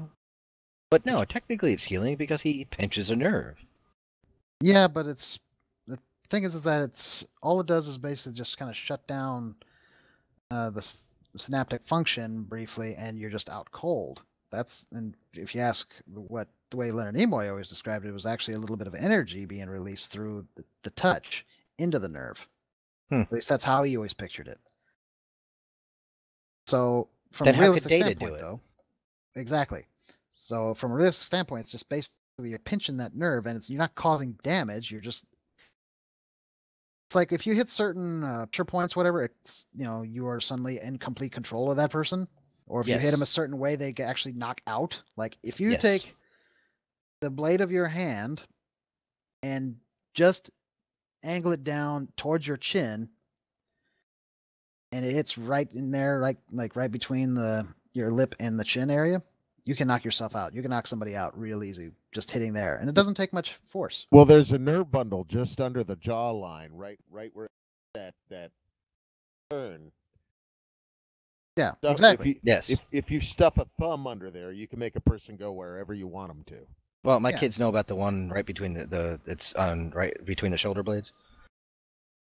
Because they're big enough right now where I can put my hand on their shoulder and I can put my thumb right on that pressure point, And well, the 11-year-old, he's gotten a little too big for it. He knows it's still there, and I can still do it. He goes like, and I was like, let me show the twins, and he's like, you sure? And it makes your knees buckle. I can literally just put him down to the ground because your knees just give out. You push that pressure point, and it is such an intense that you fall. And of course, the 5-year-old, do it, Daddy. And he's like, it's not gonna work. It's not gonna. Oh, Oh, went right down. oh, wow, that's wicked cool, Dad. I was like, yeah. How do you know that one? I was like, oh, I know that one, and I know 2 other pressure points that don't just. I can literally walk you around the room. Yeah, so it's the same principle. Basically, it's yeah. the equivalent of a pressure point. So there's no healing involved. You just have no control over it. So that was bad writing. Yeah. They just went, Wolverine can counter anything, blah. But yeah, the one with the Next Generation wasn't so good. I don't know. I enjoyed it enough, and they even had a follow-up novel. Yeah, was it great? No. It was good. Arguable. In any right. event, it's one of my favorite crossovers. It was just fun. Although I did enjoy Colossus actually punching at Data, and he catches the fist, and then he just slides backwards on his feet. And Colossus is like, okay, I didn't expect that.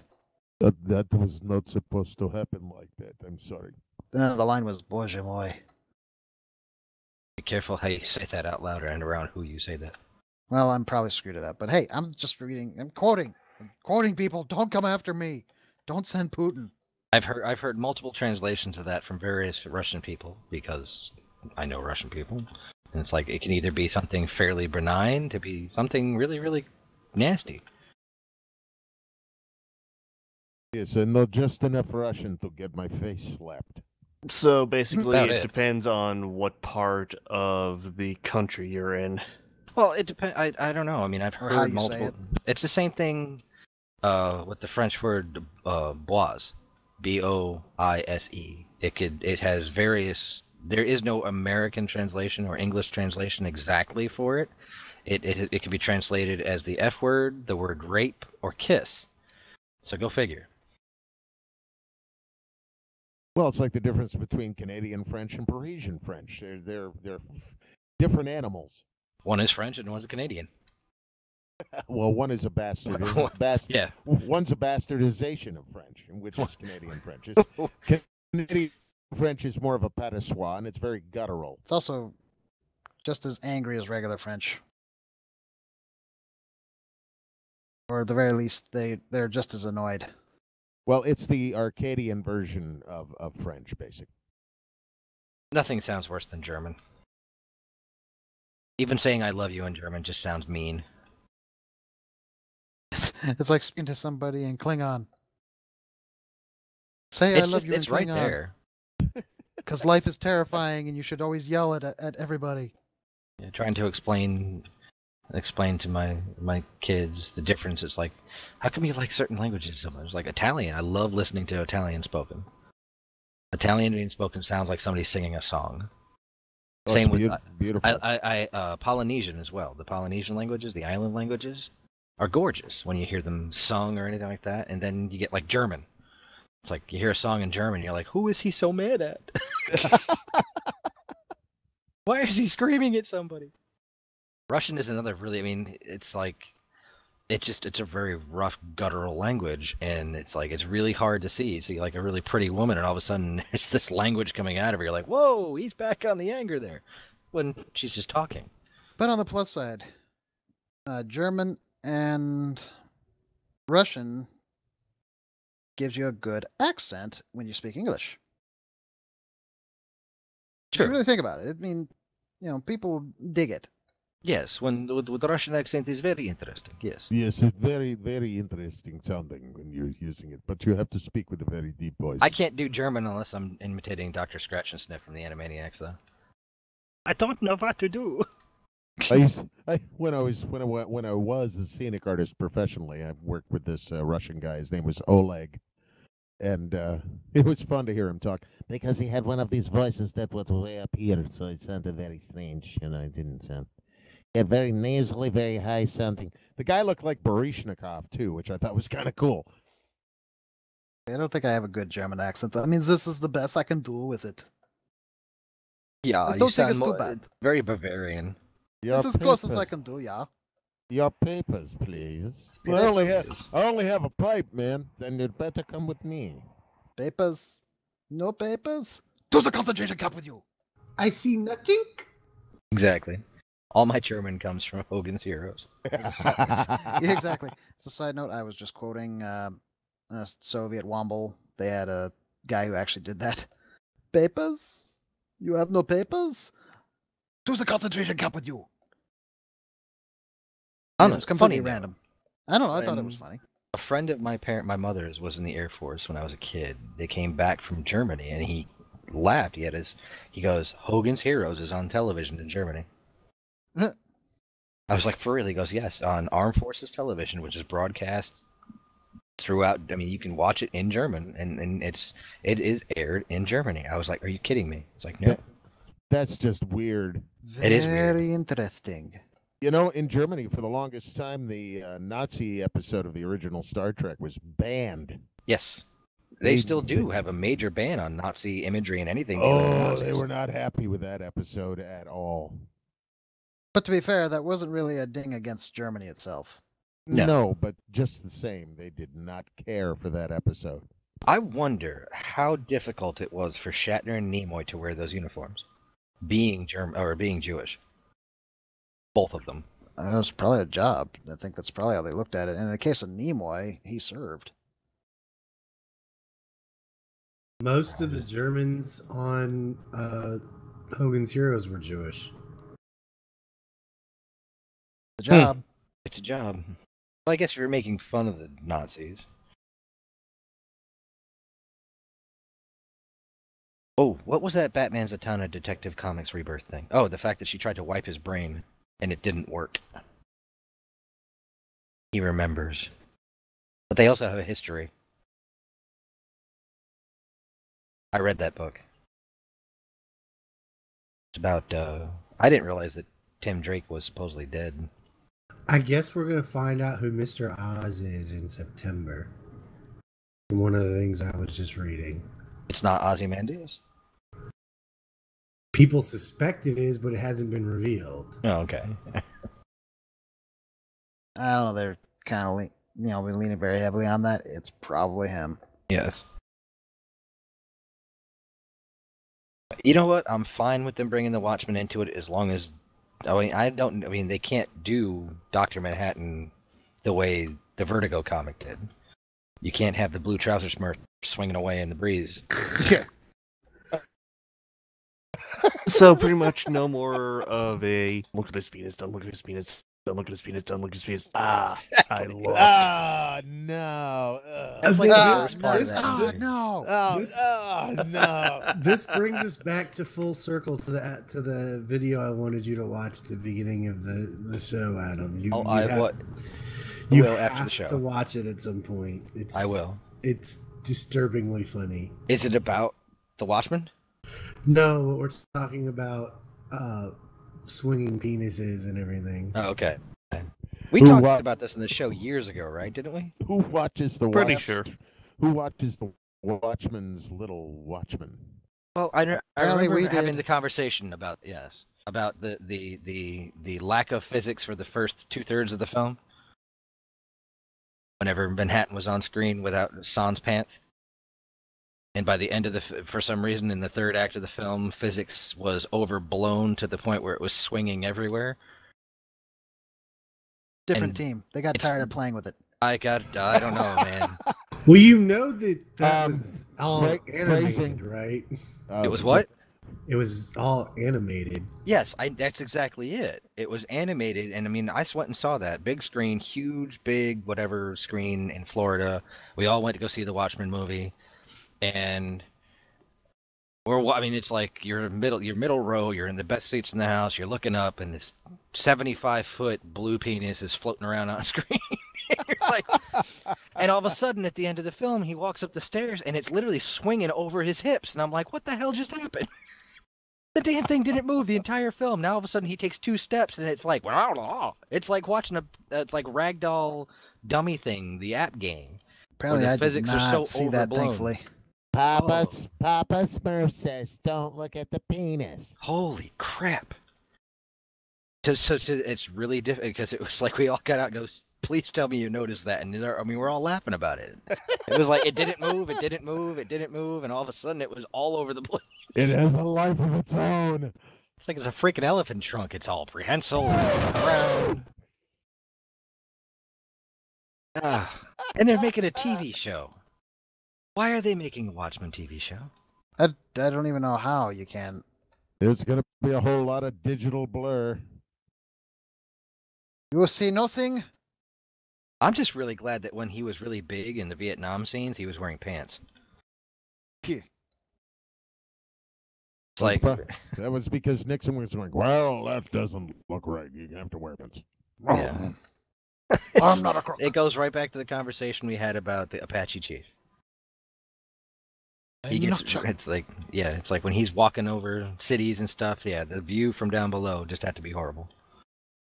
Oh God! Don't look up! Don't look up! Ah! Oh!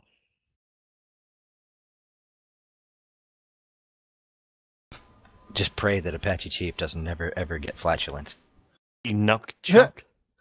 Enoch Chuck. There goes the buildings. Enoch. And we are in the toilet, literally.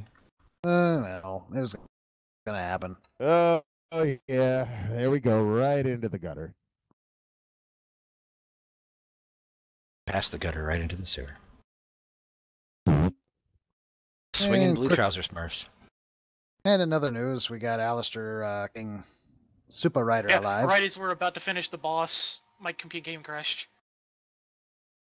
And all I hear is Super Rider go, no! But I think he just killed it. Yeah, he just killed it.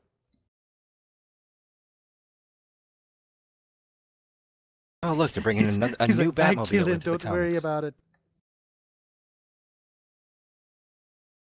So, yeah, Super Rider's getting into the secret world, and how's that going for you there, Alistair? Taking him through a boss fight. Meanwhile, Houseweek Media is watching someone else play the Secret World. Houseweek Media is actually Xander. I know that. I was just saying. It looks like he just signed off. So has Comic-Con just become something that's overpriced for no good reason? Well, it depends on which one. San Diego.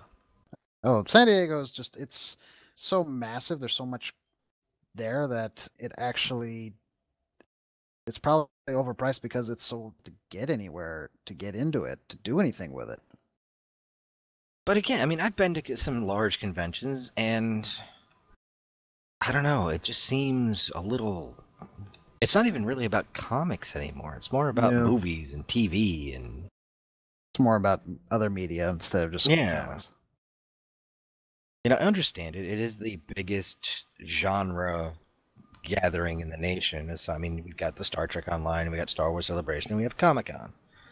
And D23 now, which is going to be, it's starting to become bigger as it goes. But that's still just Disney. Supposedly the anime convention, like right after Comic-Con, was just as big or bigger. You mean Anime Expo? Yeah. Anime Expo just occurred this past weekend. And apparently the line was a living hell. That's a case of you can blame the world we live in right now. I don't know, the whole thing that they think they own the word Comic-Con and that they're suing other Comic-Cons and... Oh, whatever. There's been a lot of other conventions. Crying out loud. The Vermont Comic-Con's a nice little Comic-Con. It's well managed. It's just the right size. You can get around and see everything, and everybody comes and has a really fun, nice time, and we enjoy the hell out of it. Well, speaking of conventions and size and all that, Gen Con is, for the first time that I've ever seen, been telling people that they're about to run out of all badges. As in, what heresy is this? Is what they're going to be sold out. That's when you walk up there and go, I don't need no stinking badge. Oh, I already got my badge. Oh. I paid for it, and all I have to do is show up. I go in the line. I go to the desk, and I say, "This is who I am," and they give me my badge. Vermont Comic Con's all about the wristband. I'm surprised you haven't tried to make arrangements to run a game for one of the companies so that they pay you for your badge. There you go. That's usually not how it works, actually. You can run a game anytime that you want, obviously. I mean, and you can actually get paid to do that by the players, depending on, they give you generic tickets. You can then turn the tickets in. You get money for it, or at least it gets applied to your account, and you're good to go. I haven't ran a game. I've run like a video editing session that lasted like an hour. So that's one way you can do it. Is basically taught a class. So, but as to doing a situation where you run a game for a company, you have to actually be kind of working for them. And then you actually work in the dealer room or wherever their main thing is, and you volunteer your time to run the game. Typically, that's how it goes anyway. The ones that are in the dealer rooms are usually actual employees and developers that are, showing the players how to play the game, and this is how it's done. This is things that we're doing, so on and so forth. That's how we actually got to sit down and play the Firefly the board game with the developer. It was actually, pretty cool. Because he was able to, he just knew it down, and he explained, this is what you need, this is how you play the game, and so on and so forth. And he really enjoyed playing it with us because, well, I would say that we're typical, game players, where we do things that would make other people go, "That you thought that was a good idea?" The typical role player. For example, my buddies, before 5th edition D&D came out, they went to it was a new edition at the time, beta test, whatever. Not even a beta test, it was an exhibition thing. And there was 3 or 5 towers that a dragon was literally hitting each and every one of them. And in the meantime, as it went between towers, there were goblins and hobgoblins jumping, climbing up the tower and attacking the players. Now, you could actually transition from one tower to another by basically hitching a ride with the dragon, something like that. But not everybody could do it, obviously. And one of my buddies like, I'm gonna go help this other tower. Like, okay, we got this one here. So he grabs the dragon, takes off. The other guy, who's like a almost 7-foot tall barbarian warrior or fighter, they had goblins come climbing up. He's like, you know what I want to do? He looks to the guy running. He goes, I want to grab these 2 goblins. Why? I basically want to grab them by the head and smack them together like 2 coconuts. Oh, okay, well, roll grapple. So he rolled once, caught that one. Rolled second time, missed. All right, so the goblin danced out of the way. What are you going to do? I want to take this goblin in my hand and hit the other goblin. And the guy's like, what? And I'm going to quote this. He's like, I want to beat a motherfucker with another motherfucker. The guy had to stop. He's like, hey, Jim, come here. Yeah? The guy comes over. Says, how do we do this? The conclusion was improvised weapon. And he did a natural 20 on his roll. So he literally did kill the goblin. He killed both goblins with one hit. And the guy who was running like that was the most entertaining thing I've ever seen. So he picked up a goblin and hit the other goblin with it. Yes, he did. Nice. They had to actually figure out what's the damage that a goblin does. Oh, that's fun. And it was just enough to apparently kill both goblins. As an improvised weapon. My teenage son has finally discovered the wonders of D&D, and he's joined a small group that gets together at a local comic book nerdy kind of store, and he is just having an absolute blast with it. It's best thing that ever happened to him. It's definitely not the thing it was before. Granted, I think a lot of that it was just concerned parents getting the wrong ideas and things like that, and religious groups really getting on it. D&D is the pathway to Satan. Didn't help that the original edition and first edition kind of did have some satanic stuff hidden in there. Well, hidden per se. I mean, it was demons and whatnot. It's kind of the nature of fantasy.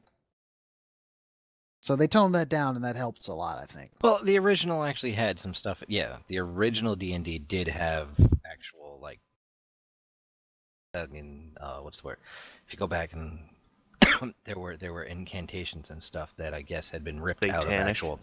Yeah, which they did tone down. Yeah, you kind of have to. You don't want to go messing with that stuff, whether you believe it in or not. It's probably not a good idea. Well, that, and you also have the fact that there are people, and that's true for any game, who get a little too obsessed. They get a little lost in it. And my former stepfather was a counselor, and he actually has had to help treat people who had lost themselves in their characters. Not as bad as Mazes and Monsters, Tom Hanks. Well, I mean, Warcraft and stuff had issues with that too. Oh yeah, obsession can happen to anybody in any game. So it's people not just people D&D. becoming suicidal because a character was killed off, and that's They've escaped. Yeah, they've escaped so deeply into the character that when you know Han Solo's SAT scores, you need to stop playing Star Wars role playing. Yeah, Alistair. What? Speaking of Star Wars roleplay, Did you guys play this weekend?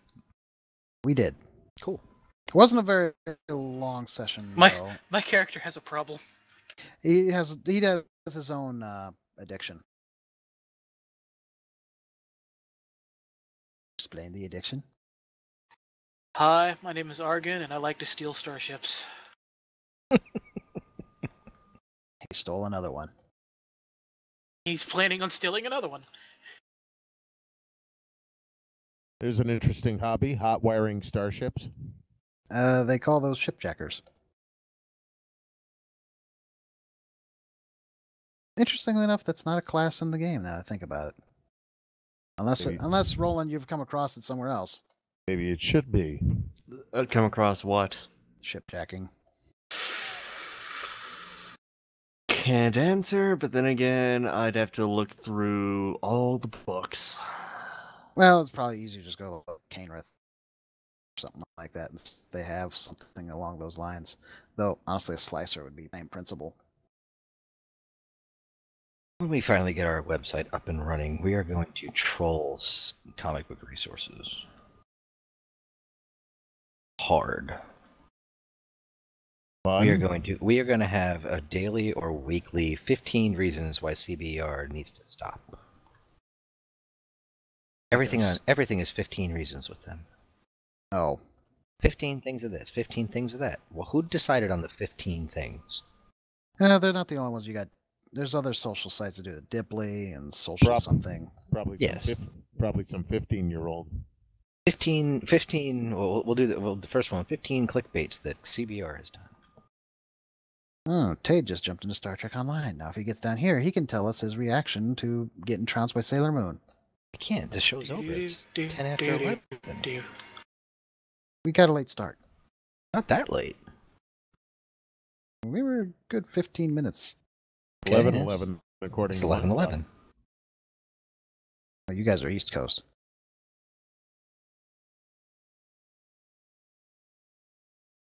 We still haven't even figured out the second half of our title.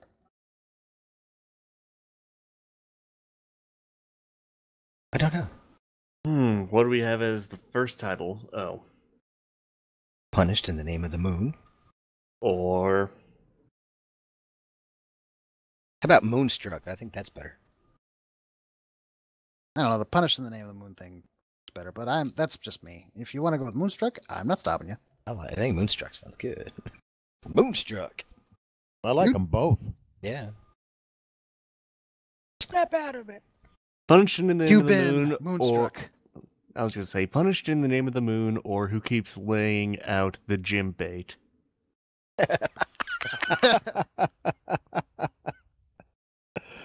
Or Jim takes up residence. How about that? Okay, I'm gonna have Geek Easy T-shirts made up that say Han shot first on the front, and on the back it says that's why Leia divorced him.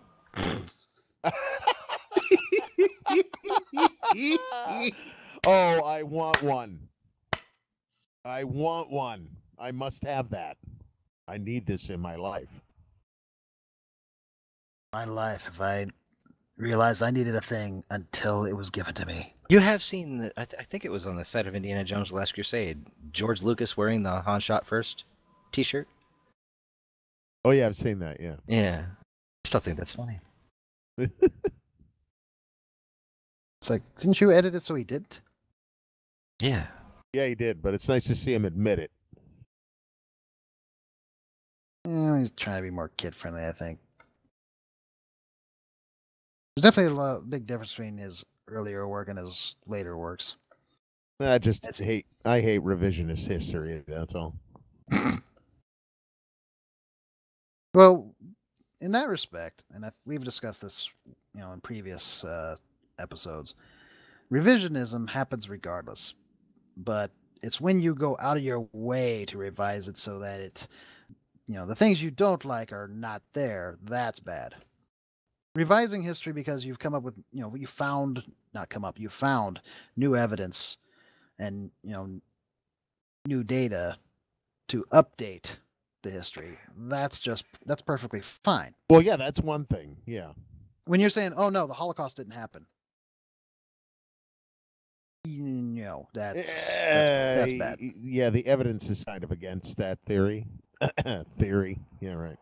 Yeah, but then again, we got apparently legislatures or school boards or something like that allowing for anti-science discussions and stuff like that in schools. I'm like, just again, don't get me started. And we're not getting started. We're not going down there. It's just things that make it's too late to get started. We're almost done. Yes. We'll save that for the after show discussion. Yeah. It's just to sum it up, though, it's just there's things that just you bang your head against a wall type thing. Like, why? Somebody hit me with a goblin, quick! Nice segue back to the previous discussion. Flat Earthers. That was no. Oh God, no. No, we should have a whole show on that. Flat Earthers. Yeah, we really should, and really dig into it. That's we could have a lot of fun with that. Actually, here's a thought, and some friends here discussed this before, but there should be like a game where your players, it could be our role-playing game, your players are actually dungeon designers, because someone had designed these things. They had to have built them. But it's like you go in Dungeons and Dragons, like you just got these crumbling dungeons that have been around for, centuries upon centuries. Well, whoever designed it was really good at what they did for them to stick around for so long. Skeksis. Or something. Somebody turn off the cappuccino machine. So are they making the sequel to that or not, or is the comic book the only sequel they're doing? For what? For the Dark Crystal. I don't know. The Dark Crystal sequel comic book that's out there right now, Power of the Dark Crystal, which is based on the screenplays that was for the proposed sequel movie, it takes place 100 years in the future. It's actually a pretty good book, and it deals with the characters in the crystal, and they have the character that's made of fire that was in the original script, and all that kind of stuff, and the fireling as they're called. And I was like, I heard rumors and rumblings that they were going to film a sequel and or a television movie or something. And it's also like, while it's a classic film, it's still kind of creepy. Scrapped. But I don't know. But it still holds up even today. That film holds up. It does. Unproduced it's still sequel. Creepy. So ultimately plans for a feature film were scrapped, and the unproduced screenplay will be adapted into a 12-issue comic book series, The Power of the Dark Crystal, from Archaea Comics and Boom Studios, to be released this year. I've read a couple of the issues. They're not bad. but Jim Henson's company apparently did announce that there will be a prequel series, and they announced that back in May. Gelflings. The Dark Crystal Age of Resistance. Shooting is scheduled to begin this fall with Lewis. That's his last name. Letterier. Wish I could remember that. Lettier? Maybe Letterrier. That's the guy who directed Hulk. Louis Lettier. Yeah, there will be 10 episodes. Oh, cool. And it's going to be on Netflix. Excellent. Wonder if they'll cancel that too. Well, they announced it this year, and the shooting's supposed to start in fall. So I think Netflix just bit too much off. That's why they canceled everything. What did they cancel?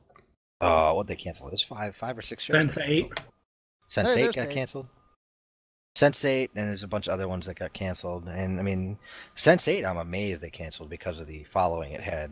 It's one of their best shows. At least it's getting a 2-hour movie to finish it off. Yes. See, I heard Sense8 was dumb and terrible. No, they canceled. It is easily one of their best shows they've ever done. I haven't even watched Stranger Things yet, so. I don't know. My buddy can't stand Sense8, and I've heard other people that can't stand it either. Probably because they're, not to be politically here, homophobes. I mean, I don't know your buddies, but... Wow, that's a really broad brush you're painting. Why? It's that I would say that's not a broad brush, though. The show centers around relationships, and what, 3 of them are homosexual? And one of them's transgendered, and there's at least 3 or 4 homosexuals, and quite a few bisexual people. So, at least half of the main cast, the characters, are LGBT. So, that's where they not a broad brush. Well, just Sensei. Now, I would say it is, considering one of the most out people I know can't stand things like Will and Grace and a lot of other shows that people would say are gay. You're treading on thin ice with Tade with Will and Grace. Well, I wasn't saying anything about Will and Grace. I'm saying my buddy, who is extremely out and proud, cannot stand Will and Grace. Because it's a broad stereotype for the most part. Is. The thing is, if you're not into that sort of thing, that doesn't make you a homophobe. It makes you not into that sort of thing. It's like if you don't care for romantic comedies, does it mean you're not romantic? I don't know the premise silly. of Sense8. But to say if you don't care for that, then you must be a homophobe. That's I didn't say must. I said maybe. Okay.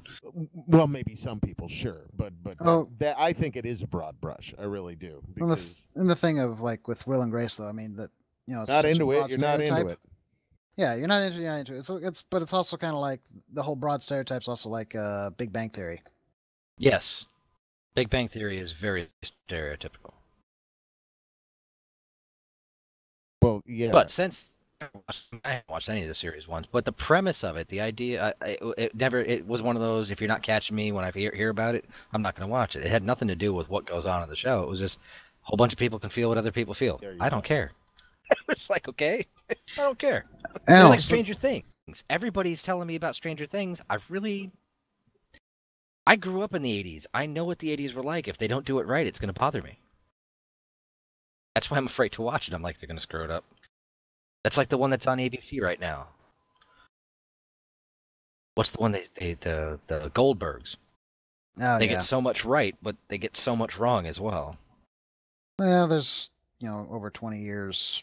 Well, yeah. Degrees of separation. When you're talking about something that's considered a period piece, like Super 8, I thought they nailed the period. Yeah, it was pretty good. That's what my fear about Stranger Things and stuff was like, man, if they get it wrong, I don't know. It's like none of them. Sense8, when it came down, it was like I had no desire to see it before all that, so it was like, so yeah, Dave, if you're gonna say I'm a home, it's like I just didn't want to watch it just because it didn't appeal to me. I don't care. It was, they can feel everything. I don't care. That's kind of freaky, actually. It's like, ugh. Well, speaking of feeling things, hey, Tate, how's that heart doing from that shellacking we got a few days ago? Good. Did you have a bad day today or something? That was a very hard shellacking. Yeah, that was going back to the Sailor Moon thing. I'm saying Tate, you're normally not quick with your answers like that. You have a bad day? Machine I was working on at work kept breaking. Oh, okay. Need a foot rub? It wouldn't hurt. It might. You don't know how good his foot rubs are or are not. Pressure points, baby. Pressure points. We were discussing that. Yes, we were. You might just knock him out. You go to massage his feet and suddenly just. Ugh. I don't like him. I'm too ticklish. Or worse, you go to massage his foot and his arm falls off. I don't like him because I got bad foot odor. What do I do? I'm like Cleveland now. No. Okay, well, before we go, should we actually get Tade's take? Can you give us the Reader's Digest version of it? How did it feel when you were? When he got spanked by Sailor Moon. When you got spanked by Sailor Moon. You got one-shotted. It hurt. Like hell. Yes, there were numerous coats of shellac. I just want to see somebody take on a vengeance and go down and watch the vengeance go down that quickly. On that note, though, she has told me that she's tried other fleets, so it wasn't just us. She has apparently been beating up a lot of others. So she's making the rounds. Making a name for herself. Yes. Yeah, right? No, she's apparently already had a name because Goodwin, who's been briefly on the show like once, our resident Canadian. Yes. Is like, I started to describe her. Yeah, I started to describe this character, and he's like, "Oh yeah, she's got a transformation thing where she changes all of the different outfits to look exactly like the character." And I'm like, "How'd you know?" It's like, "I've seen it." Oh. She does make her rounds at the parties. Question. Answer. Back to the... Didn't Canada just have their Independence Day? Yes. Canada. Okay. I'm curious. I see what you did. Do they not still have the Queen on their money? Yes. Yes, they do. Okay. They're proud of their heritage. I am really quippy tonight. Damn. What are you? You are all kinds of full of salt. The reason they're allowed to still have the Queen on their currency, despite the fact that they gained their independence, is they didn't commit the ultimate sin of destroying tea. Yes. I love the meme image that's been going around. Happy Brexit 1776. Especially since, around 4th of July. But the image that I saw was like, Australia spells color C-O-L-O-U-R, and Canada spells it this way, and they spell it this way, and England spells it this way. America, C-O-L-O-R. England, what are you doing? Getting rid of you. Burn. Technically, Elizabeth is still the sovereign of Canada. That's why she's on their money. Well, how does that work, though? I don't know. Well, they have a different government, same monarch. Oh. Yeah, they didn't have a revolution. She's the queen of a lot of places if you actually look at the list. Yeah. Well, the sun never sets in the British Empire. Can she take us back, please? Almost literally. I going through a joked rough about that. patch. We're just going through a rough patch. Yeah, because Canada, Australia... We've been going through a 50-year-long rough patch. Canada, Australia, and New Zealand are still technically part of the British Commonwealth.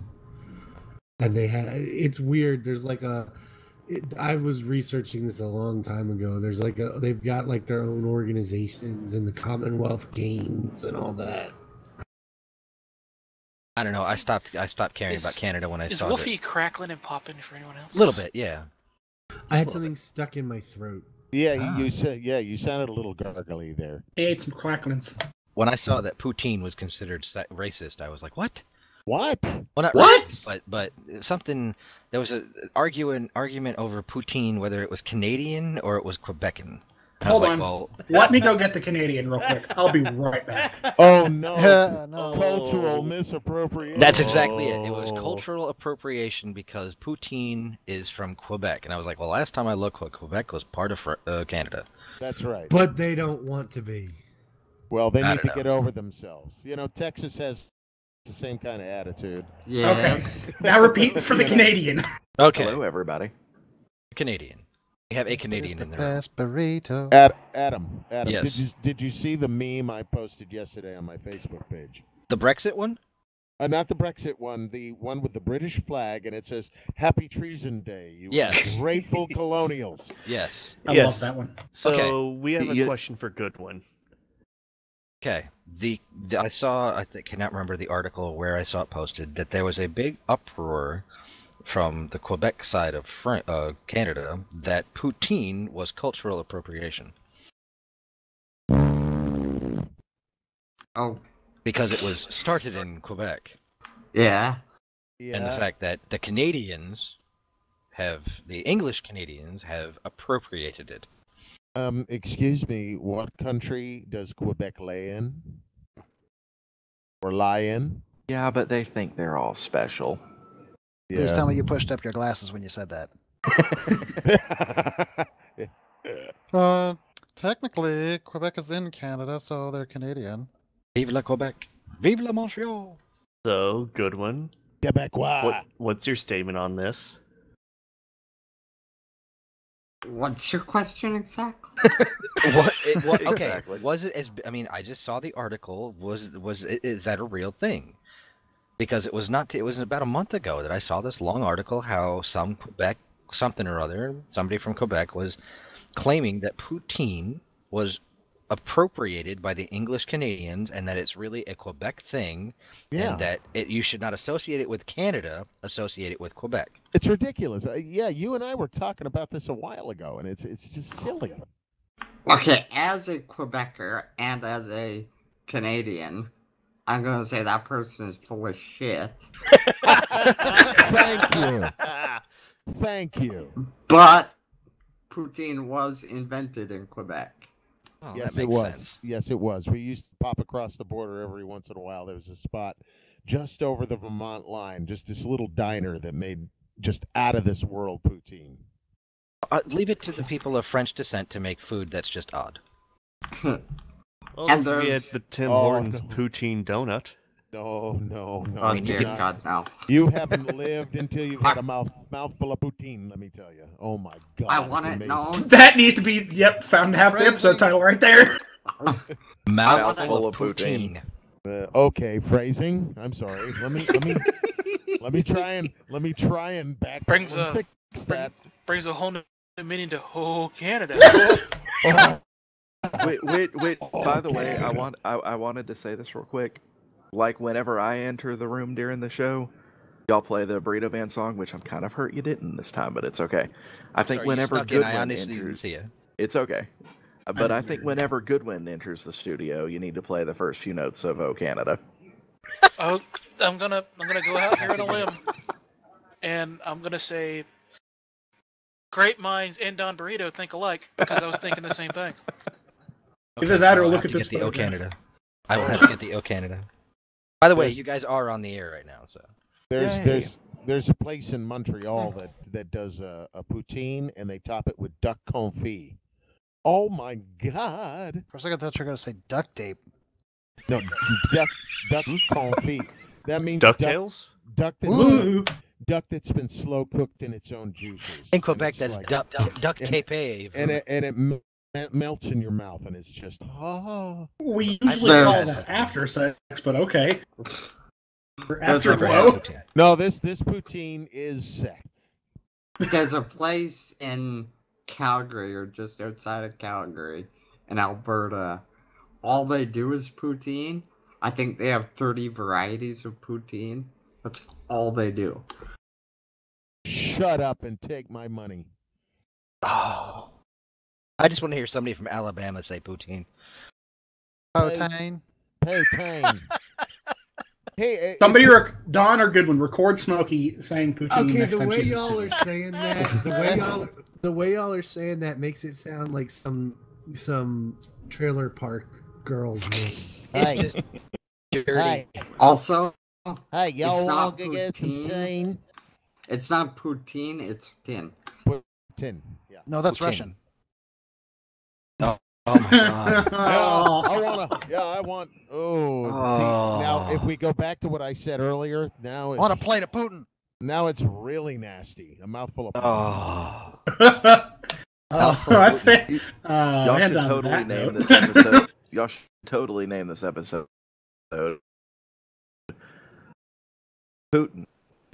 Poutine. I already dropped my and suggestion. what was the other part you said? Lost my Moonstruck. train of thought there. Yeah, Moonstruck is that first I'm, part. I'm going to create a line of poutine flavored crackers and call it Poutine on the Ritz. Oh my god, I'm so mad I didn't think of that. Poutine on the I'm out on that note. See y'all later. I'm so proud of you. That was excellent. That was good. All right, before we And now wrap I'm up, gonna listen to that. last thing here, and then Yes. we should wrap it up. Saw this meme image. It's like, would you smack your mom for $5 billion? No. Yes. In a heartbeat. Does she And I get to love hit my me mother back? very much. She but would do I'd it give anyway. her What? $1 billion and she'd be fine with it. Nope. Well, that's the trick. Do you have to tell her why you're smacking her? It just says, would you smack your mom for $5 billion? Now, here's the thing, though. It also doesn't say how hard or where. So you could just basically go on the back of the hand. $5 billion, baby. I was raised never to hit my mother. Sorry. But I bet can't if do you it. told, but I bet if you told her it was for $5 billion, she'd She'd say, smack Yes, you like if I right told here. her, yes. She, if I she'd said- grab your hand and smack you with it. Yes, Smack her probably. with it. But right off the bat, no, I would not do it. Let me have it. Well, it doesn't say that you can't warn her. Go ahead, nail me. Okay, son, yeah, but if I get can warn half. her and say, if I get to hit you just once, I get $5 billion. She probably would and say, okay, go right ahead. Like I said, you could probably like just do a gut slight punch me. smack on the back of the head and you're done. See, I wouldn't even tell her that I'd get $5 billion. I would just tell her that if she lets me smack her, she gets $500 million. Only half? Jeez, you're Or $1 billion. You cheap bastard. Okay. Okay, here's the thing. This is the appropriate moment for an inappropriate Jewish joke, and none of us took it. That's a lot of Jew gold. Oh my god, dude. Oh, you went there. Gary, I'm Yeah. sorry that they're Jewish jokes. I'm sorry. Sorry. I wasn't even meaning that way. I'm sorry I said that, Wolfie. I'm sorry, Gary. These are the guys I hang out with every Wednesday. He doesn't have good taste. I don't know. I actually thought about that. How much would I give my mom if I won money in the lottery? And you know what? It's sad to say I was only like $1 million. I could win 100 million. I'd give her $1 million. So I mean, I'm right in the same boat. I'd buy her a new house, new car. Okay, there you go. You're good. I can't answer the question without getting morbid. Oh, yeah. Yeah. Oh. How much would you give your grandparents if you won the lottery, Alistair? Enough would shut them up. So all of it? Oh. I would lie about how much I got. No, you'd get it, and then you're just like, I'm out. Bye! Poof. Vanish. $5 billion. Well, that's an odd number. Yes, but, well, of course it is. It's 5. Ah, math jokes. It's followed by a 0, so that means I even want, number automatically. Yeah, it's an odd number. Ah, I see what you did there. No, I just meant it's just But like somebody caught 5 it. billion. Like, Hey, I'll take a 5 minute. billion. I'll take 1 billion. What are you gonna do with $1 billion, though? Doesn't Pay matter. off my student Whatever debt. the hell you want. Well, I'm not gonna get stupid. Don't get me wrong here. Buy a small house. Pay it off to the point where I'm never going to pay a bill on it again. And then we'd But- set up the Geek Easy studio right there. I'd buy a small house on an island in the Caribbean that I own. I wouldn't want to be on an island. The water's rising. Ugh. I live on an island. Get off my island. We'll buy Goodwin's Gonna buy Island. Goodwin's Island. And finally build him his trebuchet so he can get across to the mainland. Dude, you have $1 billion. Build me a theater. We're going, That's a- and we will rename it Goodwin's Island, and there will always be a guy at the port named Skipper. Why every time you mention the trebuchet, all I think of is that stupid scene in Holy Grail. Run away! Run away! Run away! Hey, considering that Goodwin owns, a broadsword or two or few, and Or just imagine, several. this man being flung by trebuchet, he's gonna have a broadsword in hand. So yes, run away. Trebuchet. And on that note, Yeah. There's a trebuchet on my desk. Does it throw things? Little balls of clay. Oh yeah, we actually built one of those in the office a couple years back. It works really good. I used to make paperclip bow and arrows. Oh. But we should call it a night now. We're overtime. Yeah, we're overtime, but we're having fun talking about poutine. Just glad nobody brought up the fact that their mom makes poutine, because I don't want to talk about somebody's mom's poutine. The Poutine clan. Oh. Putin, sorry. So many jokes and all of them inappropriate. Yes. Moonstruck or Jim loves Putin. Yeah, I'm putting it in my mouth. Oh my god. Phrasing. Mouthful of Putin. You know, there's a fetish about putting it in your mouth. Oh dear lord. We need a... No Cincinnati hot plates, please. Oh. Or a Chicago sunroof. I'm not going to do that either. We've gone past the Cleveland Steamer. We're now all the way up there. You know there's an actual company called Cleveland Steamers? Yes. Did they not know? I think they came first. I mean, is there? It's like camel toe towing. Oh, this is going completely No, off the he's rails. not lying. The city that I was born in, Fayetteville, North Carolina, has a company called Camel Toe Towing. I know. Cleveland Steamers, Camel Toe Towing? No, just no. The fact that they abbreviate point of sale as POS. Yes. Well, you know what? I'm gonna have to go look and see if anywhere in the Southwest or somewhere near the Mexican border or anything there is a cleaning company called Dirty Sanchez. That will just top my night. Ah.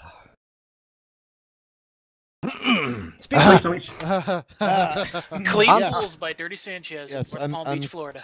Yes, Dirty uncomfortable Sanchez silence. Detailing, pressure and steam cleaning contractors. For real. For real. Yep. For real.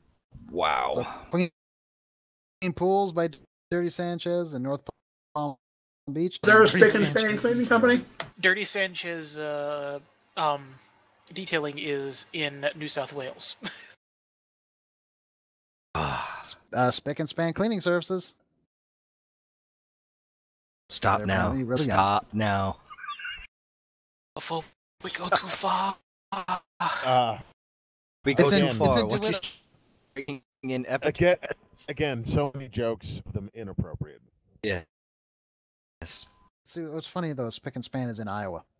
I can say this because it was a joke against my brother-in-law, and working in Brooklyn and Brighton Beach, and it was Brooklyn, and that was funny. It's a very Jewish neighborhood. Russian Jews. I see what they did there. Brooklyn, yes. Oh no. Hello, Hebrews and Shebrews. One of the brew. better. And not a shiksa insight. Gotta be careful where we go with some of those words. Dade. The S word is not said on this show. Like, why? We don't say the S word. We don't say the N word. We can say the F word. You know, feminism, but we can't. No. I said shiksa. I know, but no. Tade asked if there was spick and span cleaners. Oh. Yeah, that's bordering on totally offensive, dude. Actually, it's actually spelled the way you're thinking. I know it's spelled just the same way on the stupid scrubby things in the store. Oh, so someone has a sense of humor about. I know business. someone Good has a for sense them. of humor. That's good. It That's is. good. I'm glad people have sense of humor. You know, either it's all funny or none of it is. But we're a bunch of white guys. We can't talk like that. It's not right, man. Yeah, I can't argue that point. Does it help if I'm part American Indian? Does it help? Technically, I am too. Yeah, I mean, a lot of us are actually when you think about it. But Blackfoot Indian somewhere along the way. Once I get my DNA test done, I guess I'll figure it out exactly how much is in there. Not enough to claim, though. here, so. No, Ooh, Probably only a foot. I told you about Supa. Oh, dude. I disagree. Dude. Just a foot. Okay, we're going on 3 hours. Let's wrap it up, guys. We've already killed we gotta Tate. wrap it. He showed up just in time to die. Yes, he did. All right. Well, we apologize for any offense anyone took at the end of this show. I'm sorry. We're gonna cut it off. I really thought it was. I 20 thought minutes my ago. Han shot first joke was going to be the one that set it off, but no. Oh no! We went down a road that. Oh, we veered off into the ditch and rolled around in the mud, and it was fun. I enjoyed Yes, it. Speaking of Han shot first, there was apparently a thing where they had Adam Driver and Harrison Ford on talk show, and I guess they were just talking to each other, and Harrison Ford's like, "Hey, I got a knock knock joke for you." It's like Adam's like, "All right." So Harrison Ford goes, "Knock knock," and Adam goes, "Come in," and Harrison Ford just stares like, "Really?" And Adam's just got this grin on his face, like, and the caption that I've read underneath that is like, "Oh my god, I can't believe he killed Han Solo twice."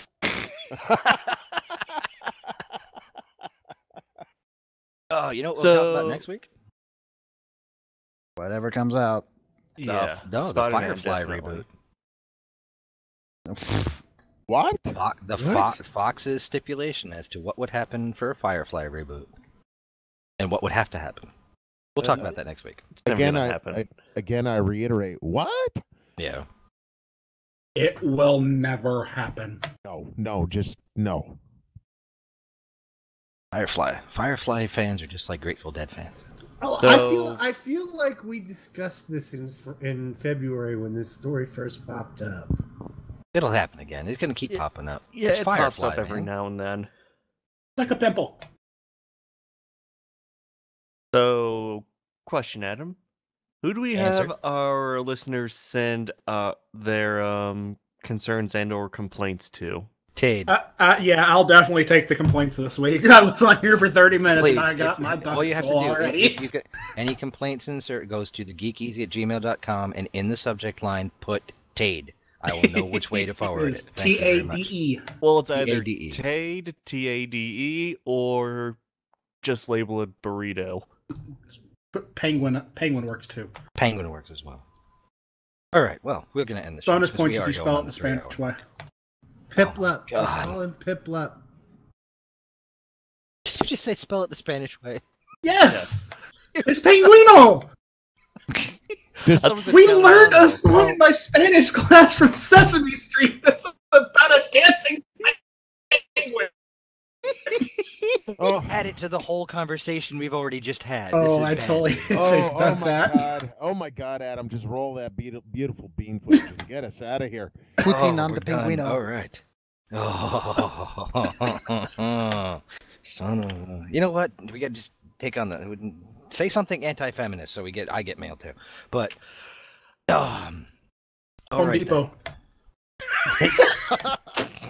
Make me a sandwich. There, I did it. Oh, You okay. happy now? all right. All right, Well, you're a sandwich. okay. Follow us on Twitter, please. And I'm At The delicious. Geek Easy. On Facebook is facebook.com/TheGeekEasy. We're here on Twitch. We're on YouTube as well. You can listen to our old shows on both of those. Once we finally have our own website up and running, which seems like it's never going to happen, but that's neither here nor there, you can listen to it there.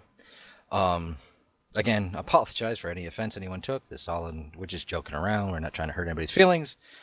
And I'm There's going to rated go cry. R for a reason. Yes. Oh, we got the rated R thanks to Tank. No, He I was said quoting. it twice. It was He a said quote. it twice. In the same Again, sentence. it was a quote. Yes, but you still said it twice. You have to. Otherwise, it doesn't work. That's true. It's also a meme. I know. But we'll be back next week to talk Firefly and other things. I won't Spider-Man. be We'll here talk Spider-Man. because I go to Yes. third shift. Talk Spider-Man. Spider-Man. He's a dude. He's like, yeah, that's John Spider-Man over there. Anything else? Who else can we offend? United States, Canada, Mexico, Panama, Haiti, Jamaica, Peru. Did an updated version. I know, That it was was pretty awesome. good, actually. I've actually memorized that whole thing. Good night, folks. Are we done? Really? We're done. Wheel of morality. Turn, turn, turn. What is the lesson that we must learn? Don't we're let just Tade horrible people. talk. Your lives wouldn't be nearly as interesting without me. But it might cut down on the number of lawsuits for that we might potentially get. Not gonna disagree with you there.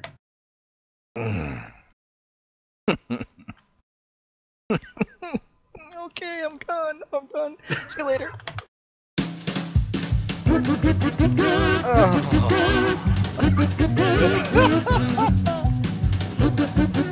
gonna make me spit out my beer. Penguino.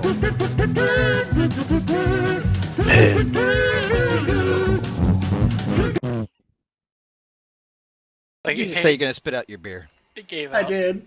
It's probably the only thing you spit out, isn't it?